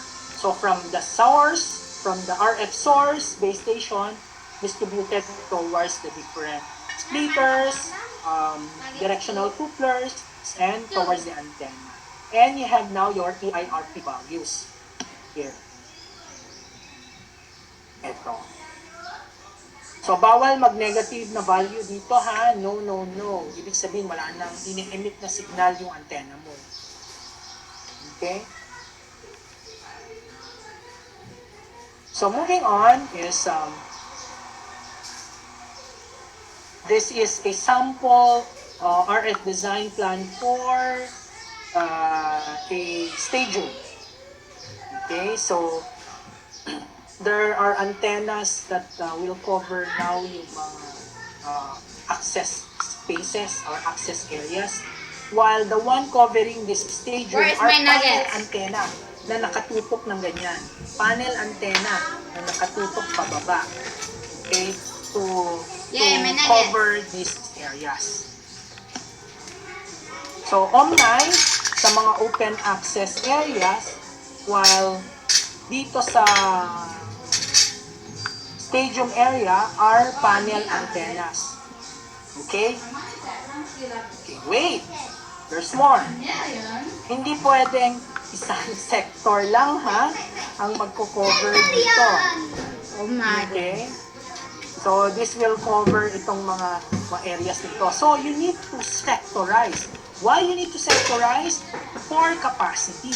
So one sector will serve this, another sector will serve that, another sector dito, okay, and so forth. So depending on the total na foot traffic dito sa area. Otherwise, pag isang sector lang yan, good luck sa inyo pag may concert or pag may basketball game. Okay, wala nang congested na yung site mo, wala nang natira sa capacity. Yan yung pinaka-importante na consideration that we need to impute in designing an in-building solution. So of course, how does the installation will look like? Yan. Ito naman, para sa mga systems integrator and even dun sa mga supervising engineer or supervising PECEs na who have to handle the sites, the IBS site. Okay, non-indoor antenna installation, sabi ko kanina, there are two types of antenna. Yan yung kapag conventional antenna, and number two is kapag aesthetically compliant yung antenna. So, in some buildings, yung architect, ayaw niya na ilabas yung antenna. Well, the reason why we need to bring out the antenna from the false ceiling, from the plywood, the false ceiling, is that to really emit more power, provide more strong signal. Kasi pag natakpan yan, o di syempre, That's tantamount to attenuation due to the material. Diba? So may corresponding attenuation yung mga materials na yan, lalo na kapag ang wall mo are cement or bricks. Naku, 10 dB kagad ang attenuation niya. Diba? Recall, attenuation is defined as yung signal degradation mo from a source going to with respect to a certain distance. Now, magfe-fade yan along the way, lalo na kapag may obstruction. Okay. Kapag yung obstruction mo are very thick enough, so significant signal attenuation is realized at the other side. Pag glass wall, yan, mga 2 dB to 4 dB na attenuation. Pag mga wooden wall, yan, like 5 dB and more, depending on the thickness. Very sensitive dapat ang isang RF engineer during the design phase that he will need to check, do actual survey.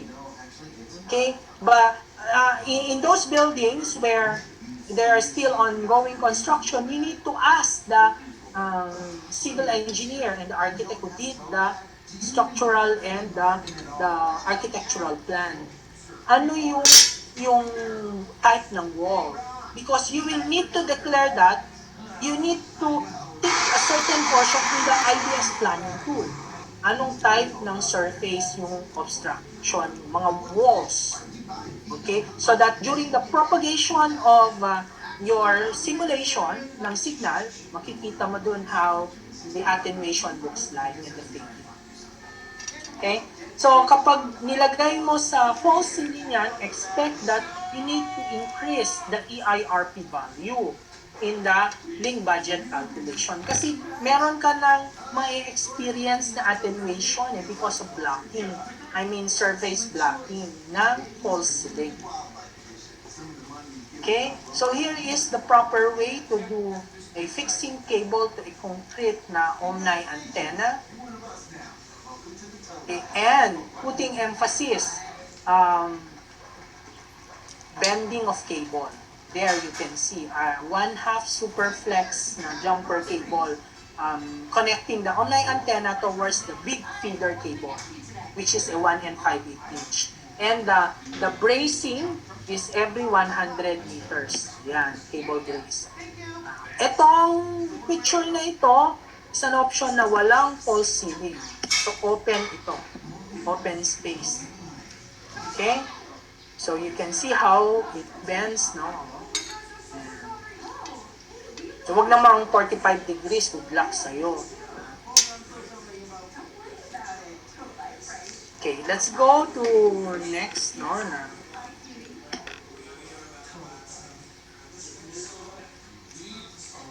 Okay, this one naman, ayan na, makikita mo na yung false ceiling. So, there's still a need to implement yung cable bracing, but now, wala na, take note na wala na yung 1/2 inch na powder-coated extended pipe mo. Kasi, screw lock mo na yung antenna dito sa false ceiling. Okay?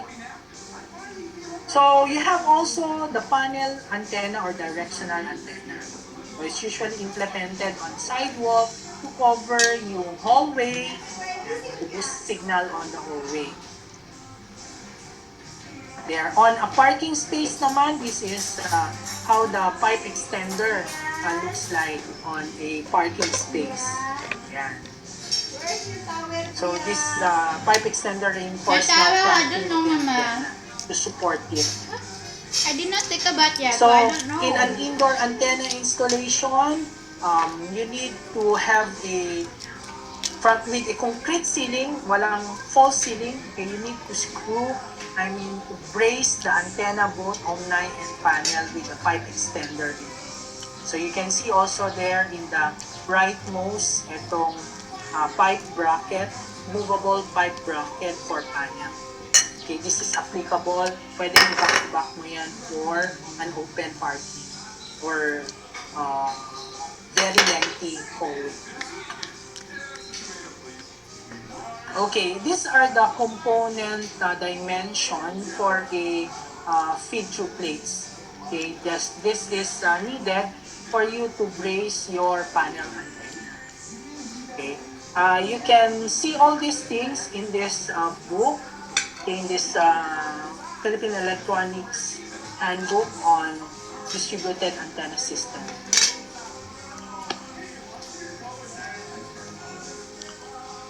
There. It's a cross-sectional view of how a feed-through plate is implemented. Okay, when you bolt, ito ang repercussion ko ha. Kasi may experience na kami. Nag-crack yung wall, nag-crack yung ceiling. Patay tayo doon sa structural engineer. Kaya hindi dapat ganon you must be gentle in really enforcing and putting in the bolt. Okay, itong anchor, when you anchor this bolt paloob sa concrete wall or ceiling. Kasi kapag nag-crack yan at naapektuhan ang structural integrity nung floor na yon, ay, tayo tayo dyan. Okay? So, very important, be cautious in implementing it, in anchoring the bolt. Okay? So, mapapansin mo yung mga size niya, maliit lang, less than an inch ang mga ito. Just to really support the feed-through plate, and then doon mo ilalagay yung antenna or the other devices. Okay, this is how we implement also yung drawing ng isang, when you implement a coaxial brace, okay, with the hanger, and then with the different size ng cable.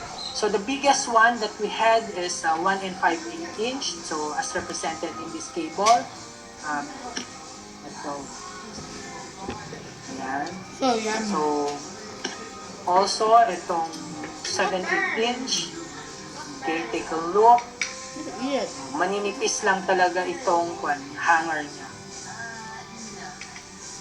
But this one, of course, dito mo i-brace now yung, this is what they call U-bolt, i-brace mo yung coaxial plate mo. Mostly itong mga sizes niya naman standard. Okay. So, in-standardize na yung mga yan para hindi siya magkagulo. So, more important kapag actually mas maganda yung cable tray as compared dito. Kasi sa cable tray, mas secure yung cable. Pag may renovation, usually tatamaan nito. Yan. So, splitters, combiners, and couplers are also braced in, and you can see how the screws are implemented or based on a concrete wall or ceiling, or what they call concrete slab. Okay, so this is just a 1 inch or distance of screw. Okay, to distinguish now how you brace the splitter and combiner. So actually maliliit lang mga ito. Itong mga two-way splitter, directional coupler. Oops, sorry. Now we go to radio remote unit. That is yung sabi ko. So this is the one that emits now the RF signal. Okay, from your baseband unit, go connecting it towards the radio remote unit is now the fiber optic cable. Okay, it operates on a negative 40 volts DC or 240 volts AC. Yan yung different types of RRU, depending on how it is implemented on a metal pole, brace on the wall, angle steel, and then clip on the U steel, then of course inserted on capacity expansion type na RRU. Okay, and of course an H-shaped stand. So each, from the moment na lalabas yan papunta sa antenna system, it's either the conduits are protected by PVC, an IMC pipe, RSC pipe. And so sometimes property developers ask operators to implement IMC pipe. Sobrang mahal lang kasi. So this is how it's being implemented and laid out of a radio remote unit inside a telecom room or inside a electrical room. So if this is being implemented on a per floor, every after 2 to 3 floors, yung RRT. So you have the power source and then yung cable distribution mo for the RF and the optical conduit. I mean fiber optic conduit.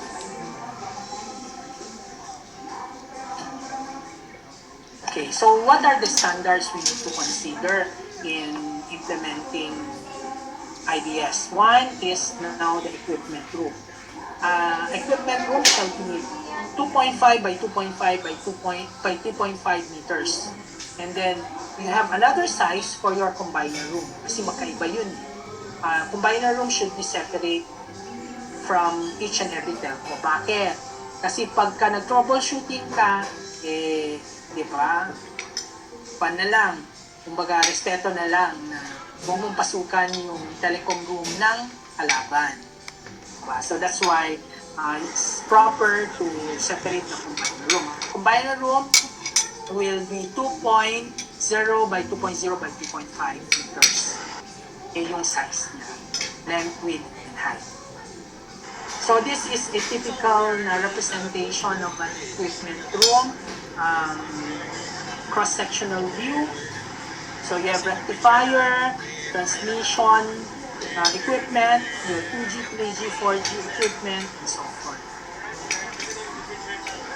So air condition should maintain 20 degrees Celsius. And then, of course, the equipment room should have a minimum rating of 125. So, of course, may ground systems dyan. And these are the standard in terms of size of the equipments that are incorporated in the telecom room and its corresponding weight, whether base station, rectifier, transmission, battery cabinet, base. So I'll just run through. This is the rectifier, the source for the power of the base station. Okay, you have the base station. Okay, the 2G, 3G, 4G technology combined into one software-defined radio unit.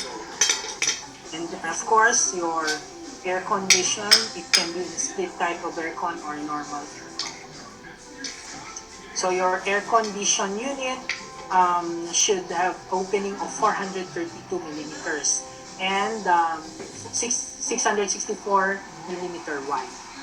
Now make sure no object to really block it so that the air will flow, the cold air will flow within the equipments. Kasi we need to really reduce, the increasing temperature because of the operation of the equipment. And you also have your battery cabinet and battery packs. Kapag nag-brown out, through automatic transfer switch, mag-switch in siya sa battery. Kasi dapat magko-continuous in operation pa rin yung base station. So you have your electrical standards on transient voltage surge suppressor. Okay, this is for avoidance ng power strikes and elimination mga multiple spikes ng electric. And then of course your ACP DP board and going to the of course, more important is the grounding system. Yan ang dapat hindi mawawala. Good luck sa iyo pag kumidlat, lalo na kapag telecom room mo nasa rooftop, sa boom. Okay? So 0.5 ohms and below is the resistance value of the ground, the grounding system. And you have your microwave transmission or transport needed. So it comes pwedeng microwave, pwedeng fiber, but nowadays the primary should be fiber to really deliver the capacity needed. Okay? And of course, this is the type of microwave units. You have your outdoor unit and you have your indoor unit to traverse towards the base transceiver station. And most important is your IP RAN equipment, okay, for your fiber optic connectivity or transport backhaul. So your still both SDH and SONET type of transmission mode still applies up until today. So that's being used. And lastly is the consideration on your acceptance criteria. How do you accept? So once you design, you survey, you design, you implement, you integrate and commission, and then of course optimize the IDS network. You now have the condition on how you will accept it. So these are the different areas you need to consider during the course of the acceptance. One is on the DAS in itself. 2, facility and equipment group. 3, wireless transport acceptance, your backhaul. Okay, if it's fiber, if it's of course the error rate should be tested. And then your microwave, and then it should be tested also on the reliability. Your wireline transport acceptance kapag copper, SHA, or fiber. And then lastly, your RF acceptance. Okay, ano yung signal levels, quality, okay, kung merong overshooting palabas or wala. Yan. So, the most important part in the DAS acceptance is the consideration on your VSWR of your cable and your distance to pole. Kasi kapag matataas ang mga values niyan, pangit yung pag-implement nila ng DAS. So, the distance to fault ratio is also a determinant where, lalo na doon sa mga sobrang na-bend na cable, okay, sira na yung internal surface no coaxial cable.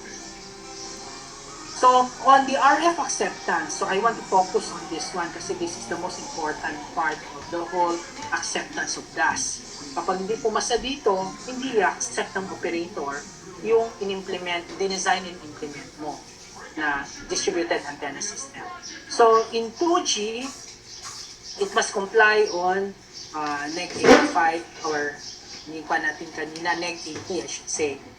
So, kapag 3G, neg 85. Tapos kapag 4G, yun, neg 92. So, makikita mo dito yung acceptable coverage declaration per signal level. So this is a representation of the signal strength matrix. And of course, your quality should also be a quality class of 4 or better. So that better, it means pababa, going to 0, excellent voice quality. Well, for 3G, so yung good quality mo, or sorry, yung acceptable, KPI acceptable quality mo within the range of neg 12 to neg 10. And on 4G SINR, okay, so makikita mo dyan, yung sa amplitude modulation mo, how you'd be able to experience a very good throughput. Handover and spillage is also an important element to consider. Handover is handover from outdoor serving macro to indoor. They must have a soft handover, or and of course, yung handover between sector when you go from one floor to another, assuming each floor has different sector. Yung spillage and overshoot, you need to optimize your site. Bawal mag-sobrang overshoot. Mamaya yung building mo dito, sinaserve niya pala yung isang building doon sa kabila. Diba? So that's where optimization comes in.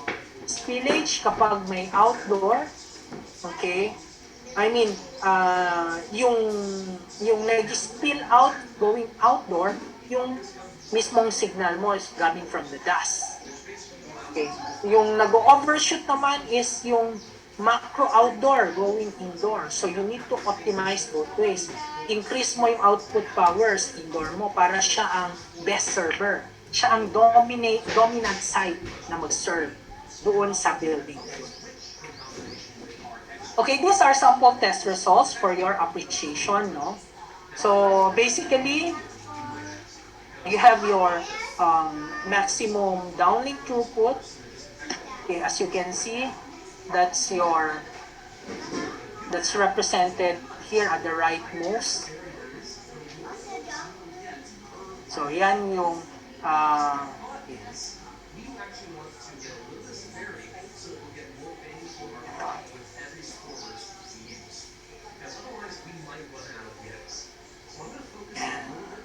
Okay, this defines now your serving channel, of course, RSRP signal level, signal quality, and then, of course, yan. Ito yung best server mo. Ito yung nagsiserve sa'yo. Okay. This one represents now your signal quality. So it's within the range of 25 to 30-ish na signal level, average mean na signal quality, I should say. So, of course, on your uplink naman, so you can see the uplink throughput and the SINR. So, almost balance yung uplink and downlink. So that translates into nag-iisa yung subscriber.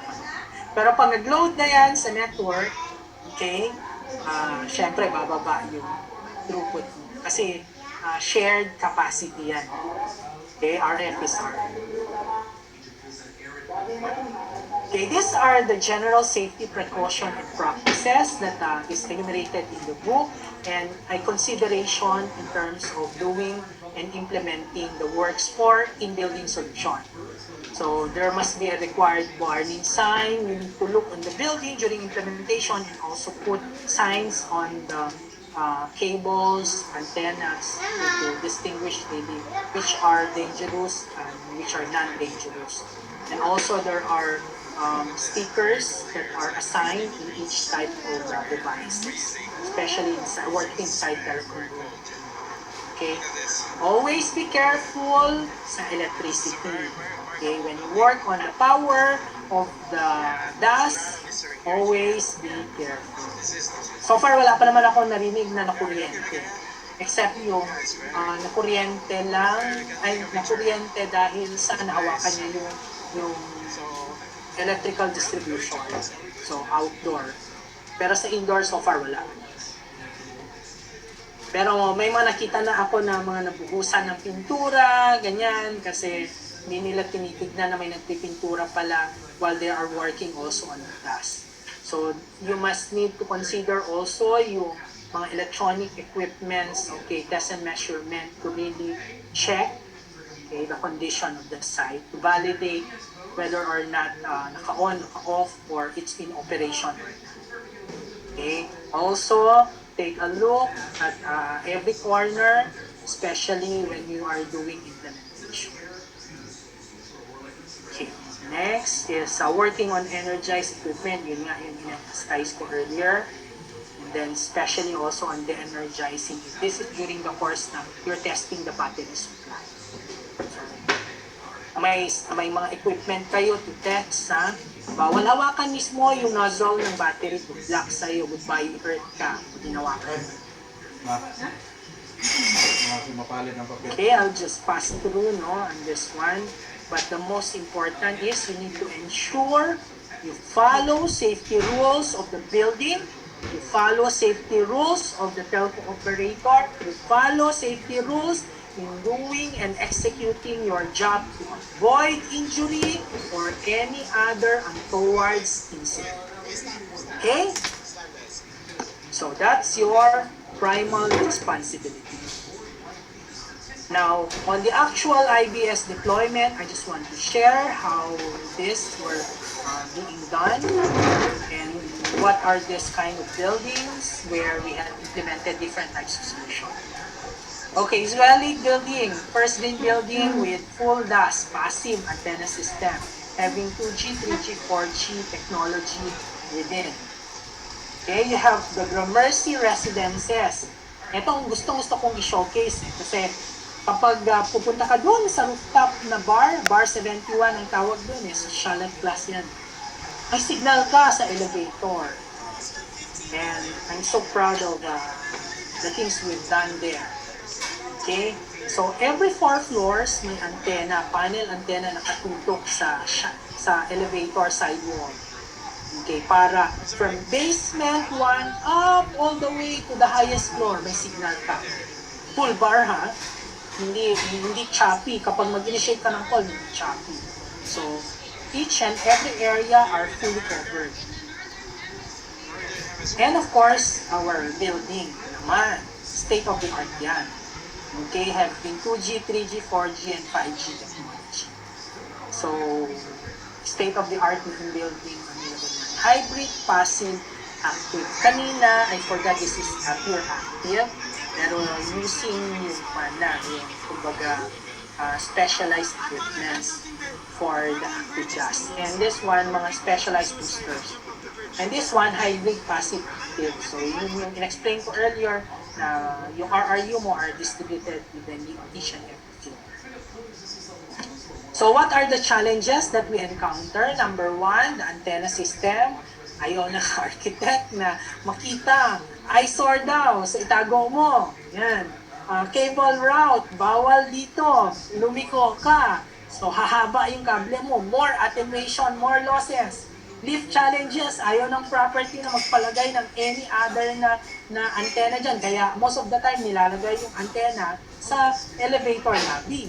Sa harap ng elevator lobby. Para somehow may decent signal ka as you go up or down.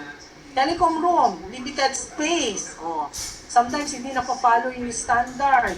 So what we do now is we have provided innovative length and width and height for that kind of condition. So makikita mo yan dito sa last sa summary sheet on ito ng antenna system, distributed antenna system. So andito lahat ng specification on the different sizes of telecom room. So na-consider na namin yan. And future-proof din yon. So if ever na revision 1 tayo dito sa book 4 na ito, okay, konti na lang i-add. Ang i-add na lang is additional on 5G discussion and then addition on 12-way combiner, multi-operator. And siguro improvement on power source and of course putting in fiber as a fiber is really the primal transport capacity. And siguro an upgrade na rin on the specification ng antenna system. Like it can now cover up to 3.5 gig. And of course, cable entrance facility. Sometimes ayaw ng property developer na kung saan-saan ka magbubutas. Or worst is limited yung number of port na papasok sa building. So, eto kay Globe, ganito lang. Eto kay Smart, ganito lang. So, limited ka. These are the challenges that we usually encounter. So, I'm sure dun sa mga working in the telecom space dito and working on sa mga PECED na nagsa-sign and seal, you must need to look into these items. Okay? Huwag kayong pirma ng pirma. Take note. Lisensya nyo nakasalalay dyan. So practices we should not allow, yung exclusive lang sa isang operator. What's important is kahit IDAS siya, at least may presence. Kasi meron yung iba dyan, okay, na alam mo na, so gusto nila sila lang. My gosh! Diba? So substandard in-building solution, no. Non-standard implementation and not so good na practices, no. Single line cable entrance facility, dapat may redundancy. Okay? Kapag walang redundancy, pag nag-shutdown or may fiber break, good luck. Walang signal for 1 month or 1 week or whatsoever. Lalo na kapag ang naka-break ng fiber is yung pagbubungkal ng mga alam mo na, Okay, so may fiber break. Iwasan natin yun. So these are just supporting slide, you know. It's a creation of the ad hoc committee before. That's why this Philippine Electronics Code came into realization. And then, of course, the resolution that was submitted for the adoption of this code. Okay, so that's the first part. Oh, the first part Any ito. request, no? First, a 5-minute break. 5-minute break. Yes. You wanna allow? Yeah. So, CR session na kayo muna and briefing session. Then, let's go to the part 2 on the telecom technology update. Okay? Sige. Okay. Okay. So for the meantime, we'll be raffling off anong tawag to? 2 free webinars. So, mag-share ako ng so, pag yung pangalan nyo ma-pick out sa Tambiolo, please chat yung complete name. Ando na yung complete name sa registration nyo eh. So our secretary at si Mel will take down of your name para in our next future webinars, you can claim the free webinar. Okay.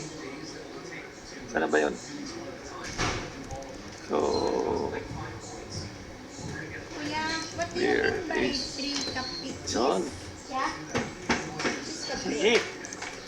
So, andun, all the names that registered, no? Your names are in the Tambiolo. So, we'll pick out the first winner.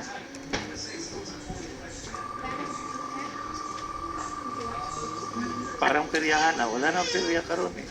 Not allowed sa mga fiesta. So, dito na lang tayo. Congratulations to Alibo Arnel. Are you here? Sir? Yes, sir. Yes, sir. You are from, sir? Anong place mo, sir? From Bohol. Asa dapita sa Bohol? Sa Tagbilaran, sir. Tagbilaran. So, sige, sir. Your name will be listed by Mel, no?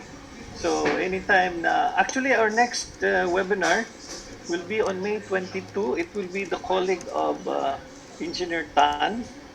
The topic will be specifically on 5G. And then after that, May 22, we have, we're going to postpone our scheduled June 5 because of the National Mid-Year Convention, which will be on June 4 and 5. Yes, June 4 and 5.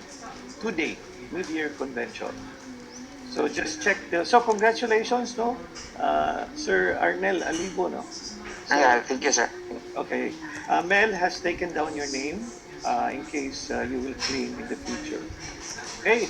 Another winner. Bakit yan ako nag-remove? Hindi pala yan yung nag-share. Okay. Next. So, hindi na manalo si Alibo kasi na-remove na yung name niya. So, okay.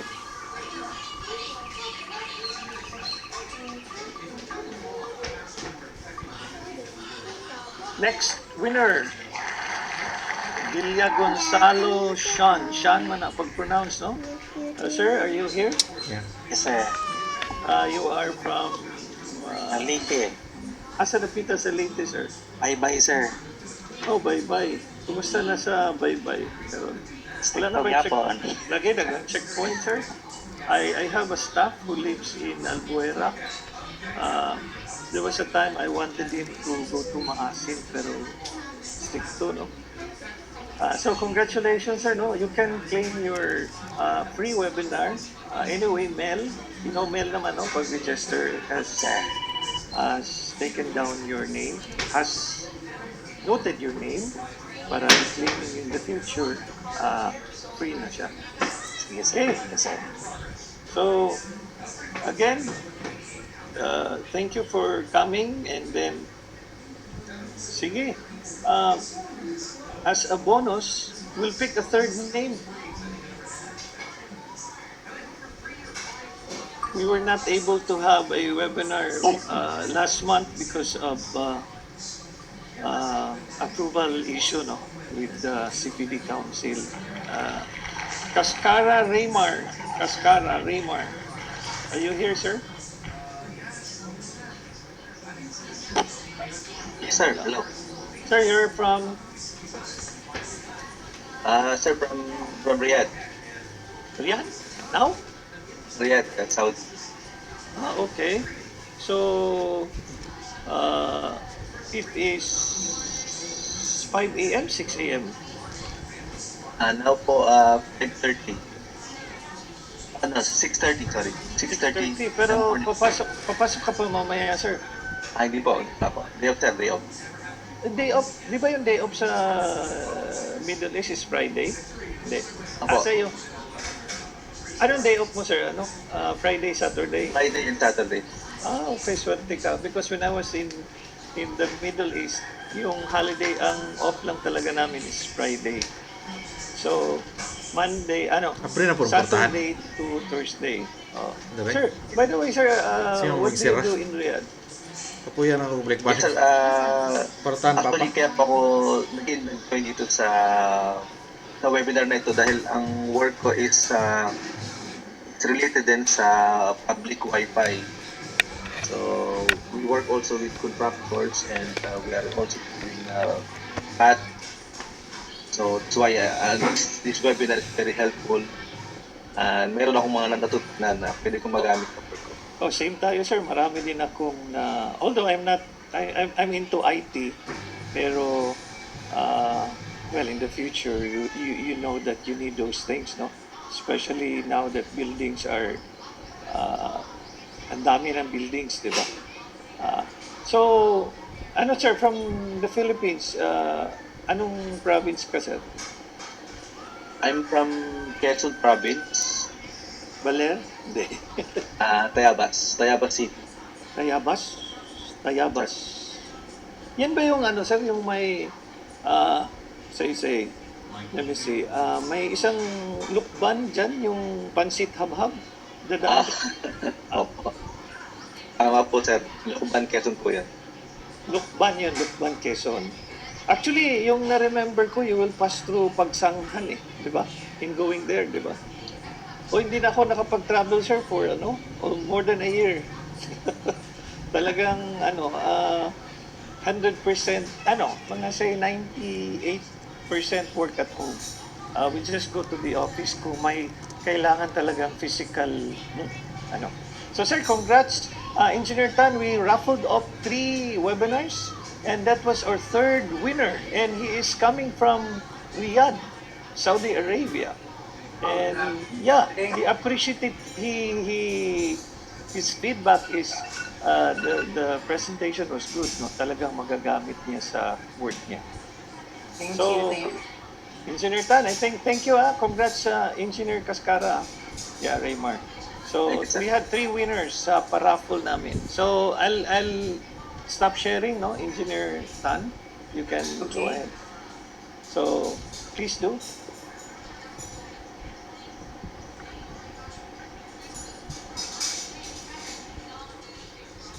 So this next presentation is focused on telecom technology update. So let me share.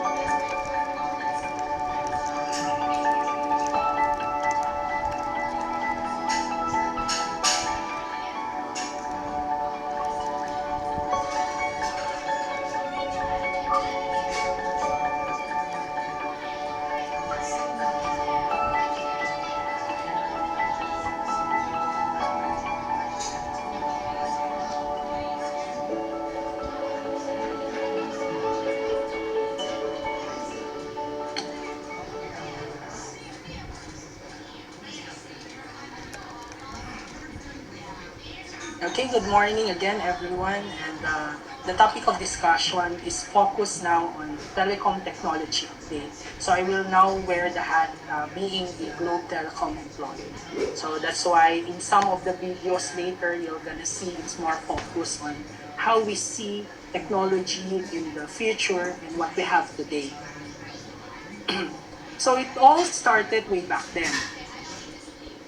During the good old days, the art of painting, hieroglyphics was established, and of course, fire and smoke to signal people that there are war or there's something happening in a certain area, sending out the message and conveying it to the other side. So, as we had defined communication before, that it's transmitting one information from one point to another. Then came telegraph to Morse code, hello world, sabi niya. Diba? And eventually evolved into telephone. And now came the technology progression, computers, and eventually the different cell phones. So now that we have the 4G smartphone and eventually evolved into the Internet of Things. These are the sensors, the wearables. And today, we have the 5G network. The more advanced we become, the faster we become at advancing. Diba? Napansin nyo, every almost in 6 months time, may bagong lalabas na cellphone.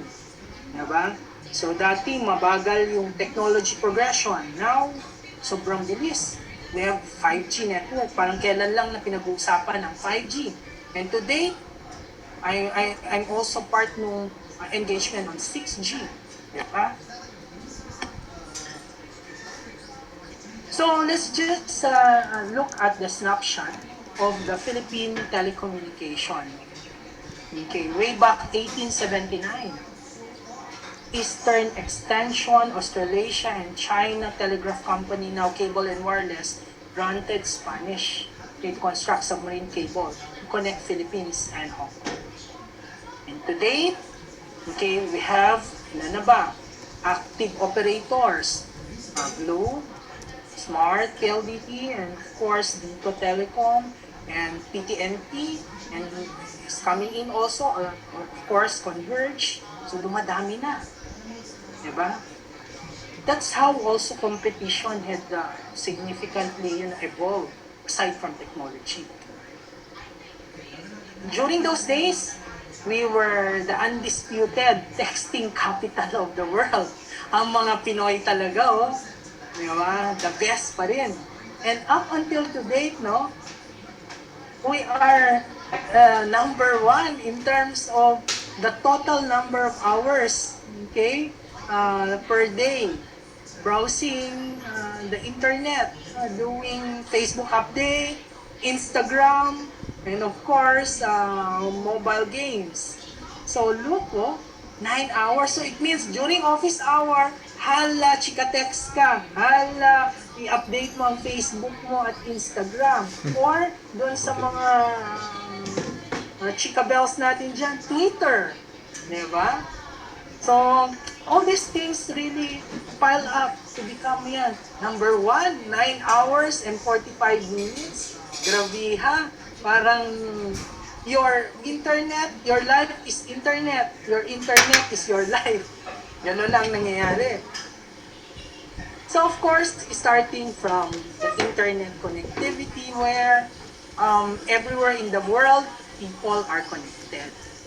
Into becoming now an integrated ecosystem of what we call Internet of Everything, where we mix now through AI, okay, the capability, the power of data, through this equipment or devices, which are the things, and it's being processed, okay, by different protocols. And of course, us, the people, is gonna use all these things and experience, okay, this ecosystem. It's all about connectivity. In a given period of time, everyone is connected. We are connected with our devices, with our gaming devices, phones, okay, wearables. Okay, it's all about connectivity.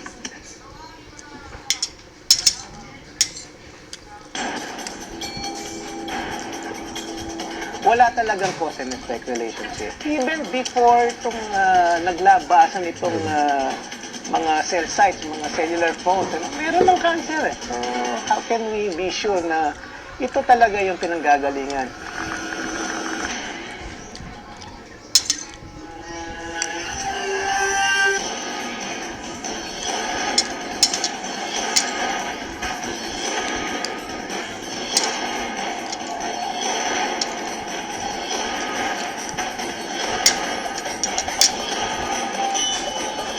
So these cell sites, we can transmit all of the results of all of our state-of-the-art equipment to the U.S., Europe, etc., so that we can consult with other doctors internationally using the internet.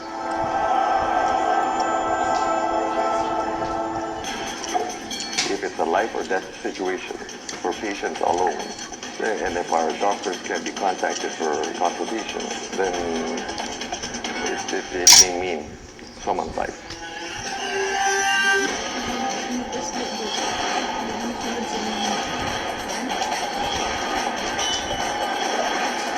How many cases do you know about of someone getting cancer from a cell site? At this point, even in the US or in Europe, hindi pa rin proven that it causes cancer. So these cell sites, I don't believe if that's the case, we would all have cancer because there are so many cell sites around.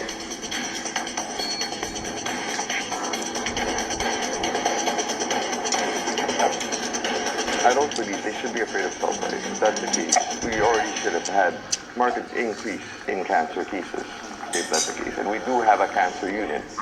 And most of the cancer cases we have are not due, or actually the cancer cases we have, are not due to cell phone or to internet use. Kung ang hospital may cell site, so ibig sabihin nito, hindi sila naniniwala na nagkukos nga ito ng mga malignancies o yung relationship ng radiation signal from cell site at saka pagkakaroon ng cancer, hindi sila naniniwala.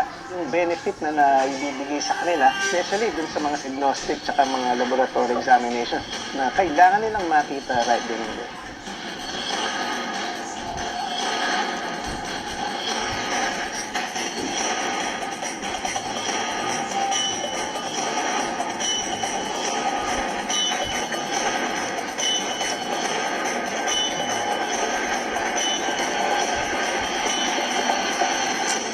So the reason we play that one, it's because we want to understand and let people understand that without cell site, there's no connectivity. So that's why we need to build more sites to have a better connectivity. So let's have a review of the cellular mobile evolution. Started way back in 1980s, the 1G network, then eventually 90s, the GSM, then of course in 2000, that's the 3G, and of course in 2010, but was commercialized in the Philippines 2013, in 4G, and now we have 5G. So way back, it uses analog, it operates on analog signal, of course, using an analog radio, and of course, this was the walkie-talkie type 8 channels lang ang capability ng 1G. Now, eventually, it evolved into GSM network. It's more secured, more channels available. It now it uses digital radio, okay, of course through the GSM and more available capacity to cater voice and SMS. Then of course 3G come data, voice and SMS augmented with data capability. A wider bandwidth, and it now operates on a 3G architecture. Then come 4G, 4th generation network, okay? So much wider and more capacity because of wider bandwidth and more frequencies available to operate on 4G. You have LTE 18, LTE 20, 3, LTE 26, LTE 700, and even other operators, they utilize now LTE 21 and eventually LTE 900 megahertz. So all this translate into more bandwidth available. And of course, come 5G, much wider in terms of system bandwidth. So dati, it utilizes up to 20 megahertz. Okay, pag dual carrier to 20 megahertz. Now, was able to deliver 60 megahertz system bandwidth up to 100 megahertz system bandwidth. So it means that your throughput is much faster. Okay, more data to handle. And now came the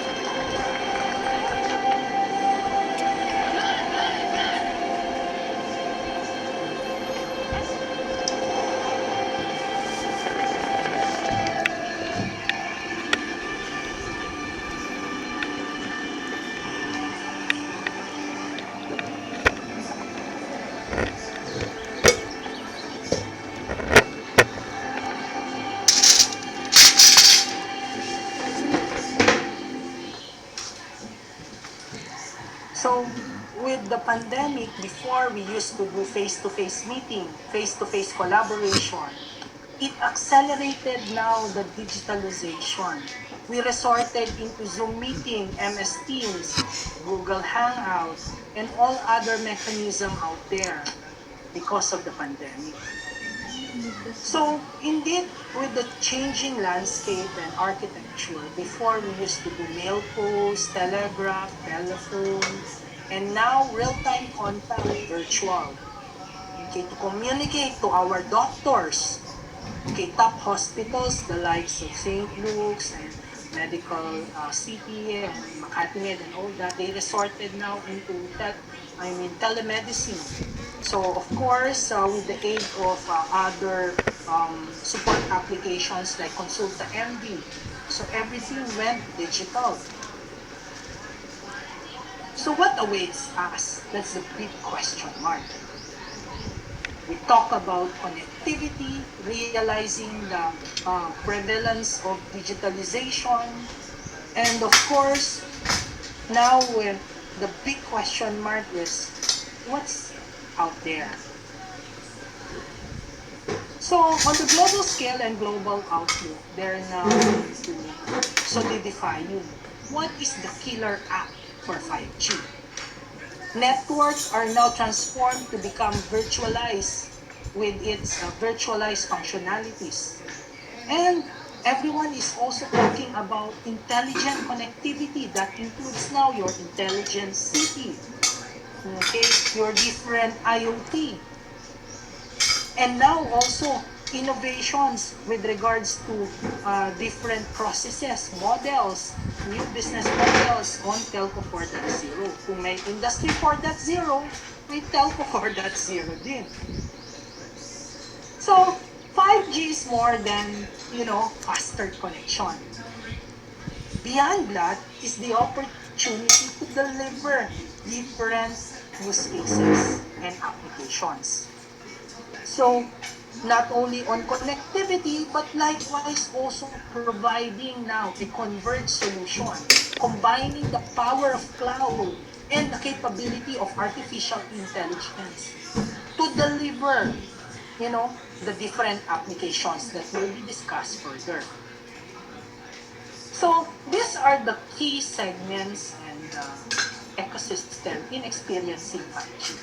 On the enhanced mobile broadband, on the ultra-reliable low-latency solutions, and up to even the Internet of Things that is translated into massive machine-type communication.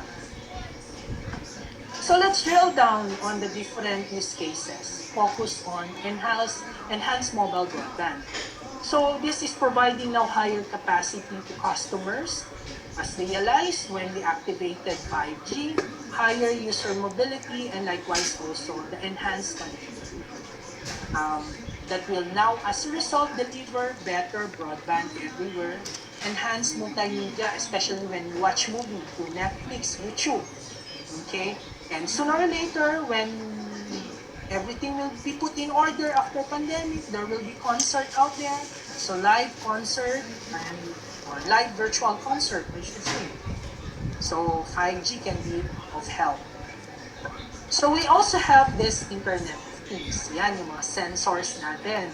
So mga intelligent home solution. Those that when you forgot to put your light off in your condo or in your houses, you just put it on, open your mobile app, okay, check it out and put it off mode, okay, your power, and then automatically it will send out the message and put the lights off or the power off. So similarly, like power metering, water metering, all these things form part of the intelligent city solution. So more devices that will be connected to the network or that will be attached and be processed by what we call AI. So we are now harnessing the capability, the power of data to be translated in such a way that it will become usable. From the raw information that is being sent through pulses from those sensors, it will now be developed to become a usable information like what is your daily usage in terms of your power and your water, how much have you paid last time, you will be able to monitor all these things. Okay, this is a converged application.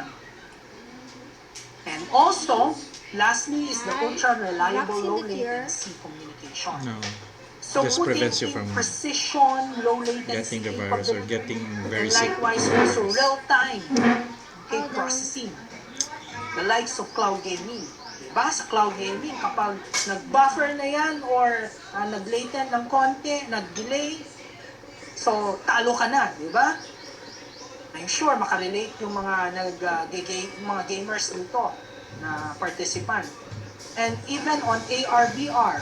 So kaya yung VR glasses natin, kuminsan today, kapag gamit LTE or Wi-Fi, parang nahihilo ka. It's because hindi ganun ka-real time.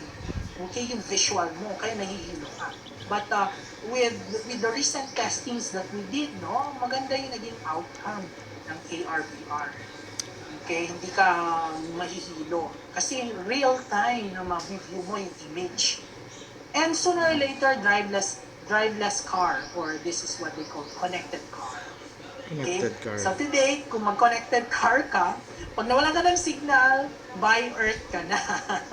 Okay? So, but sooner or later, once everything will be put into connectivity, with the power of this technology, we'll be able to realize all these things.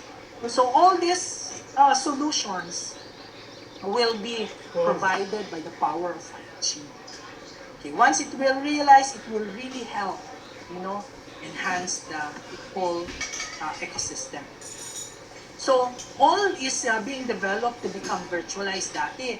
Meron kang sarili na gateway, may sarili kang server para sa router mo, firewall. Okay, yung store and compute mo are also separate. Once virtualization will come in, okay, everything are compact and all the functionalities are virtualized embedded.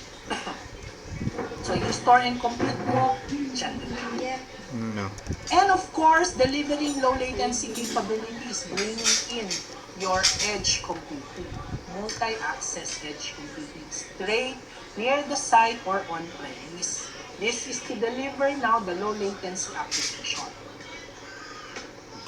Okay. On top of that one are the other use cases where 5G will be of help in energy management, e-learning, providing a cloud PC, enhanced agriculture or e-agriculture that will now deliver the capability of drones, delivering fertilizers, sprays, okay, insecticide, monitoring your farm, okay, e-health solution, that's your medical IoT, and likewise also your intelligent traffic management system, okay, that will issue and develop a state-of-the-art capability to now reroute you to best road alternative to the main road, and it gives you an attention of where the traffic are located real time. So satellite also plays important role in providing connectivity to those areas that are unconnected, especially on those far-flung. So as you are aware, like Elon Musk, SpaceX is really advertising much, and they get also implemented and commercialized already this year. So these are low Earth orbit satellite solutions that will now provide broadband connectivity to residences and houses, especially in areas that are hard to reach by conventional cellular network. So what are the opportunities for the Philippine people? Taking advantage of technology and putting in the perspective view that on a positive note, this will also help develop the lives of every Filipino. So 5G on cloud gaming, so sa mga customers, sa mga youngsters na mahilig sa game, okay, this will, help, the ecosystem to build now the capability for cloud gaming experience, better cloud gaming experience. Harnessing the power of data through big data and also IoT, which collects now the raw information and translate it into a usable information that will now provide customer insights and develop the idea on how we'll be able to provide solutions to prevailing, problems and challenges, urban pain points. So all these things will be delivered by the power of data, utilizing this system. And also it will address and help small-scale and medium to small-scale enterprises and BPO industry relevant to their connectivity. Likewise also with the aid of digitalization, online shopping, online payment, the use of GCash.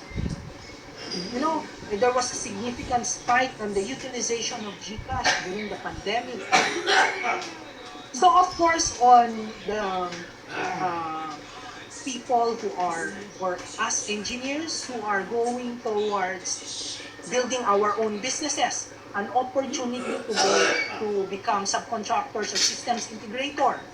Okay, for new site build, systems upgrade, integration and commissioning, maintenance, operate and maintain. So all these things is a big opportunity in the telco space. And likewise also, it's about leading and driving a digital nation. With the aid of new technology, with the prevalence of digital ecosystem, so all this stuff will create now a new venture, a broader perspective to become a road towards a digital nation. It's all about innovation.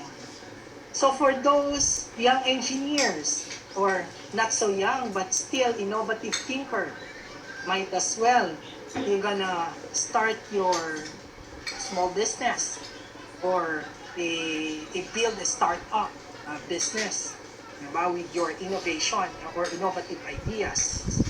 So there are incubation hubs and incubation company. Business incubators that are out there, the likes of VOST, Idea Space, Kubo, AIM, Kickstart Venture, UP Upscale, and then De La Salle Animal Labs. So that can fund your innovative startup business. Diba? So the big question mark is, when will be your turn to become the next tech startup CEO? Taking one step closer to reality, with these endless possibilities that the telco technology can bring, let's watch this video. Mama said I'm growing up very fast, and that things around me are moving even faster. She said that one day I'll create a better tomorrow, a better world, a world full of hope, where everyone can be the best every day. A world full of happy people who talk to each other and listen to good stories. A world full of life where people can work together, play together, and share the things they love with others. A world that feels like home because everyone is family and no one is left behind. Because we can all be fast and strong and awesome. A world where everyone can find reasons to smile. A world we all deserve. Every kid, every boy, every girl, every mom, dad, brother, sister, tita, or lola. Every Filipino living as one. Mama said the future is coming fast. She even said the future is here because it's that fast. So I asked Mama, but is it faster than me?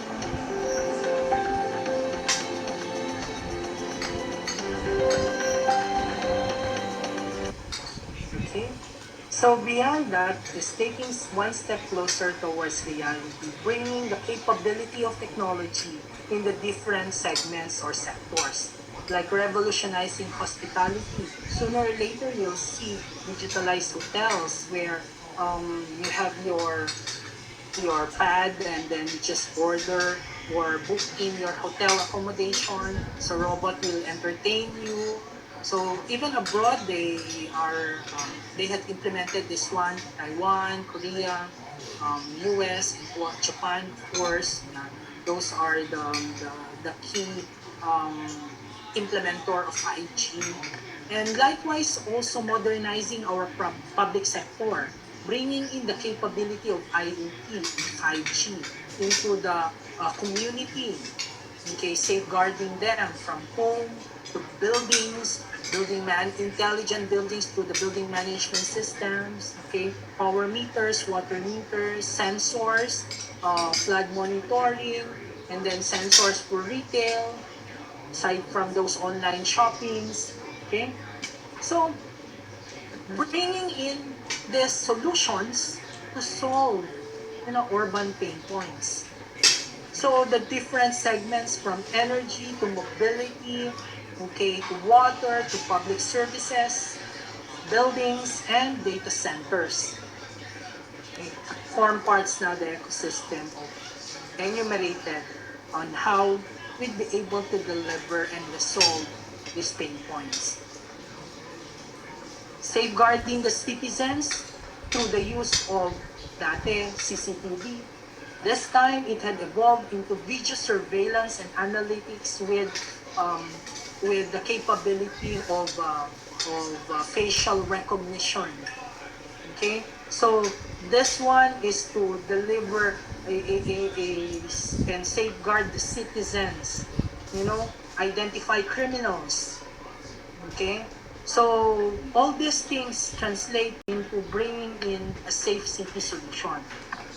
Streamlining the logistics industry and transportation for the intelligent traffic management. In the logistics space, okay, there you can see a robot arm, okay, so automatically moving one box to another, and then with digital tags, okay, that are embedded in that bag in order to, or boxes in order to monitor the whole supply chain. And of course, you can see an enhanced retail. So when you wear the Polo or Barong Tagalog or Americana, okay, you can see that price tag, brand, and how much is it? Is it sale? So all this stuff, And of course, improving health sector. Yan. So a VSA camera that's capable of determining temperature. Yan.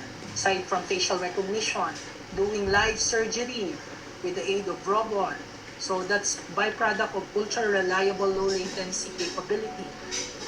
And of course, trailblazing towards the manufacturing sector. Okay, we have a lot in the South Luzon area. And of course, opportunity in the gaming industry. So I was part of the testing that we conducted on Niantic's Urban Legend. So cute. This is the one that developed Pokemon Go. So now they have this Urban Legend. Very good. Hanapin mo yung mag-cast ka ng spell doon sa mga characters. So ang cute na laruin niya. And the big question mark is, when do we start? We've already started. It's just a matter of time on finding the best, killer app for 5G, cloud, AI, IoT, and all other emerging technology that's out there.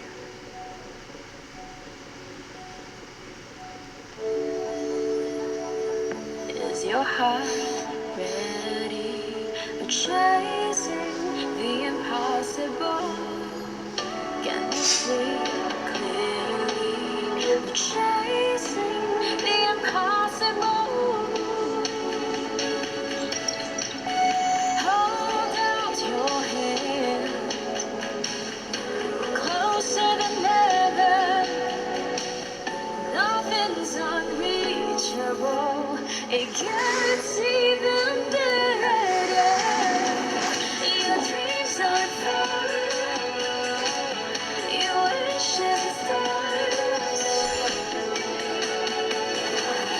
All you can imagine. Nagpa-picture. Webinar.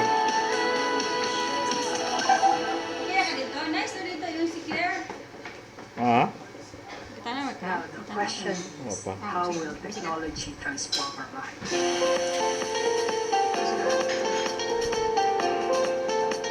Naglayo lang sa mutuyok baka ato.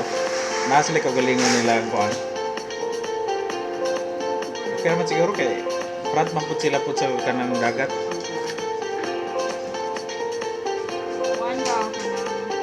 Pila na ilang rate dito?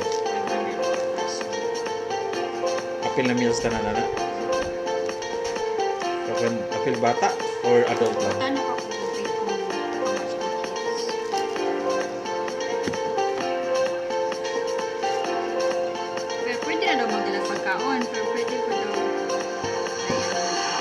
May mga presko rin po.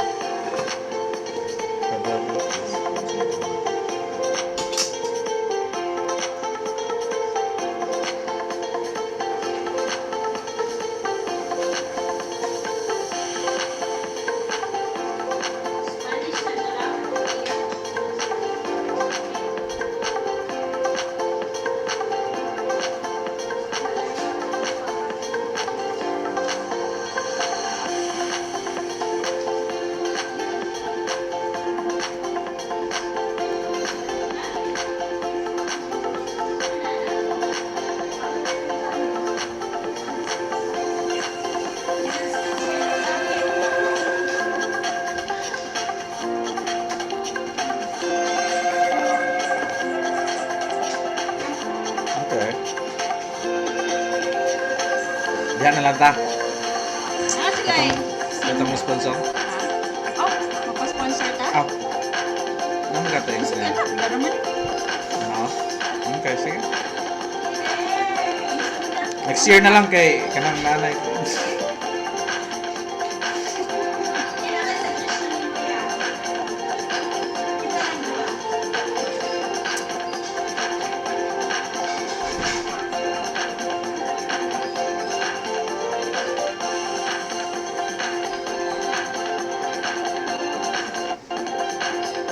Schedule na ako next week. At sumay ko na ito na. Nga nila door to door. Claire, daghan daw lamok the first time. Kaduhan na sa balik dito. Ako na, daghan daw lamok. Dala ka pa na to. Mosquito. Mosquito. Mosquito ka pa po. Nawala naman noon ang lamok. Magpalit na. Magpalit siya. Ingani ng CR. Common ng CR labs. Pero ingani oh. Mga ligo ka dito. Shower. Okay, thank you very much Oh. for listening, and I hope you appreciated the two Sa kanang topics inipahat, on the pila ka Philippine tao din na Electronics naada? Code, Ang distributed hat, antenna system two before, persons. and the technology Huh? update 1,000. on Kamay na the siya, typing inati space. na I'm Gerald Talagang ta. Tan, and I hope you Akong appreciate that. nasa Mga bata dorm. na to. Thank you. Kung dorm, Hmm. 500 per head. Ah, okay, okay. Sige, sige, Labs. Try na to niya, Labs. Kunya ta, panid to sa mo.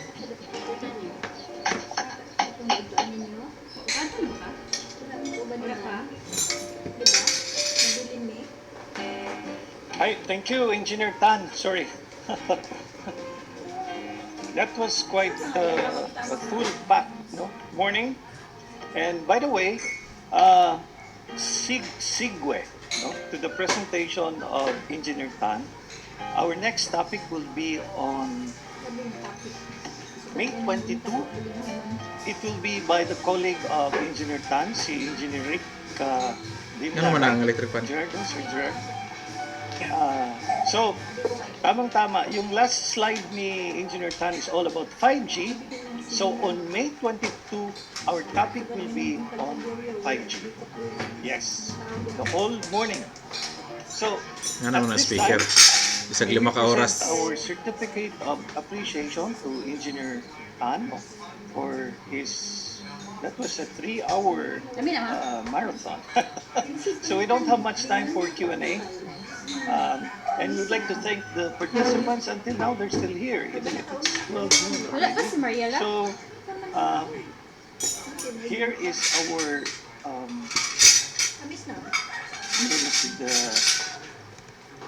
here. So, ISEP Cebu chapter presents the certificate of appreciation to Engineer Gerard Tan Sabi itong meeting mo yung babae, gani. as our resource speaker American this pizza? morning Oh. in building solutions. Australian. Bring the best Australian. solutions Slang about kayo. PEC4. British. Signed by Engineer Sandez, Mas PDC kayo Chair, mag-customer and mo. yours truly, Pila to the ka Governor oras, of gani ISEP na. Cebu chapter. 1 to 5. So, thank you again, no? 4 ka oras. Tan, for your Everyone, time and effort. thank you very much to ISEP Cebu. And we would like to acknowledge also the Vice President of ISEP National Now, Engineer Carl Salva, who invited Engineer Tan to be our resource speaker this morning. And we also have Engineer Anthony Laen, no? BOD of ISEP National, with us this morning. So we don't have much time anymore for the Q&A. So can we go to the screenshot? Can we have your, before the closing, could we have your video on? Oh. I'll take some Tumutubog ka. screenshots for documentation. Tumutubog We'll ka. submit it to PRC that really you attended this webinar. Okay? So I have screen number 1. Ready? 1, 2. Napay ng nanudlay. Sorry. Steve is there. Vic Navarro. Engineer Cuervo, our colleague in ISEP chapter, no, Cebu chapter, and Ma'am Tan, our treasurer, and who else? Si Mel. Okay, ready? 1, 2, smile. Wala may side effect. Kasi tawag na, sound effect. Okay, next screen. Can we have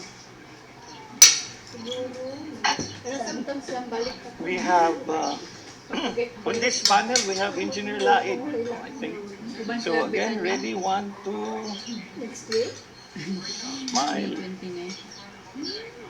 Kuan mo, nahuman mo sa inyong tanong? 3 of 3. Okay. Page 3. Wala kayong mga video. The page 3. Engineer Walton, wala nag-video. Anyway, sige, ready, 1, 2. And the last page,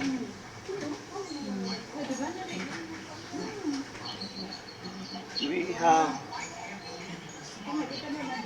who are on this page. Sila, wala kayo sila Gwen, no? Balulong. So ready, 1, 2, Ani? smile. Wala to? 3 CPD Okay, points. there we have it. No? Oh, before we have our closing, may I remind everybody to please fill out the evaluation sheet because PRC need those documents. We have to submit the documentation to PRC post event, no, for the points accreditation. So, without much ado, may I call the Vice Governor of ISAC Cebu Chapter internal and also Mukoy the kaila. chair of the membership committee. SF May I Cebu. call Engineer Mike Daan for his closing. Mike? Mike? Hello, sir. Can you hear me well? Is my audio okay? Yeah, very Can much. I Sige, confirm? sir, go ahead. All right. Thank you. So, good noon to everyone. This is a very tough position being standing here between your lunchtime. So let's just make it quick.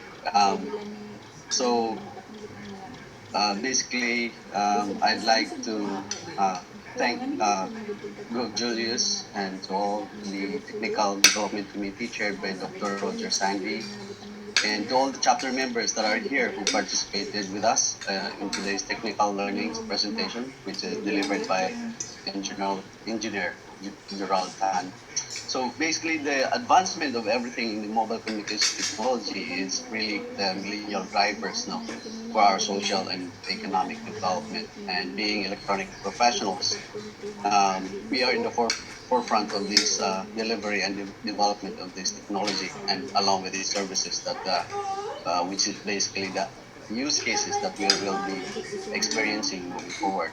So we really have to equip ourselves and have the right knowledge, tools, and skills in delivering these services. And Engineer Dan just gave us just that. So I would like to say my deep thanks and for the unselfish sharing of Engineer Dan's expertise in the field of IDS DAS. And it was a worthwhile learning, and I strongly believe that our members appreciate the amount of information that we consumed today. It was, in fact, full-packed information, as said by Governor Julius. So lastly, before I close this session, I'd like to share something with you, which is very important as we close our move away. So let me share my screen. Okay.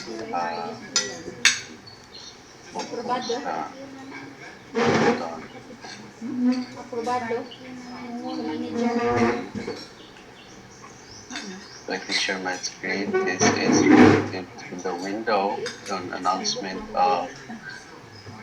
Wait, I can see the. I can see my. I have technical difficulties in sharing this screen. I don't know because is it okay, here we go. So can you see my screen, everyone? Started pa Mike. So last. Okay. Oh, is it showing now? Yeah, go ahead. Sige. Okay, great. So last May 1, we launched this program. This is our way of sympathizing to all our members who are basically impacted by this COVID pandemic. And so there are actually would be members that wanted to get back to their professional path and development. So we launched this program that will basically wipe off all the past dues, and you just have to pay your 3 years advance membership fee in order to get your CUGS and then renew your PRC license as electronics engineers. And this will be going until May 1, 2022. So this is a 12-month program active.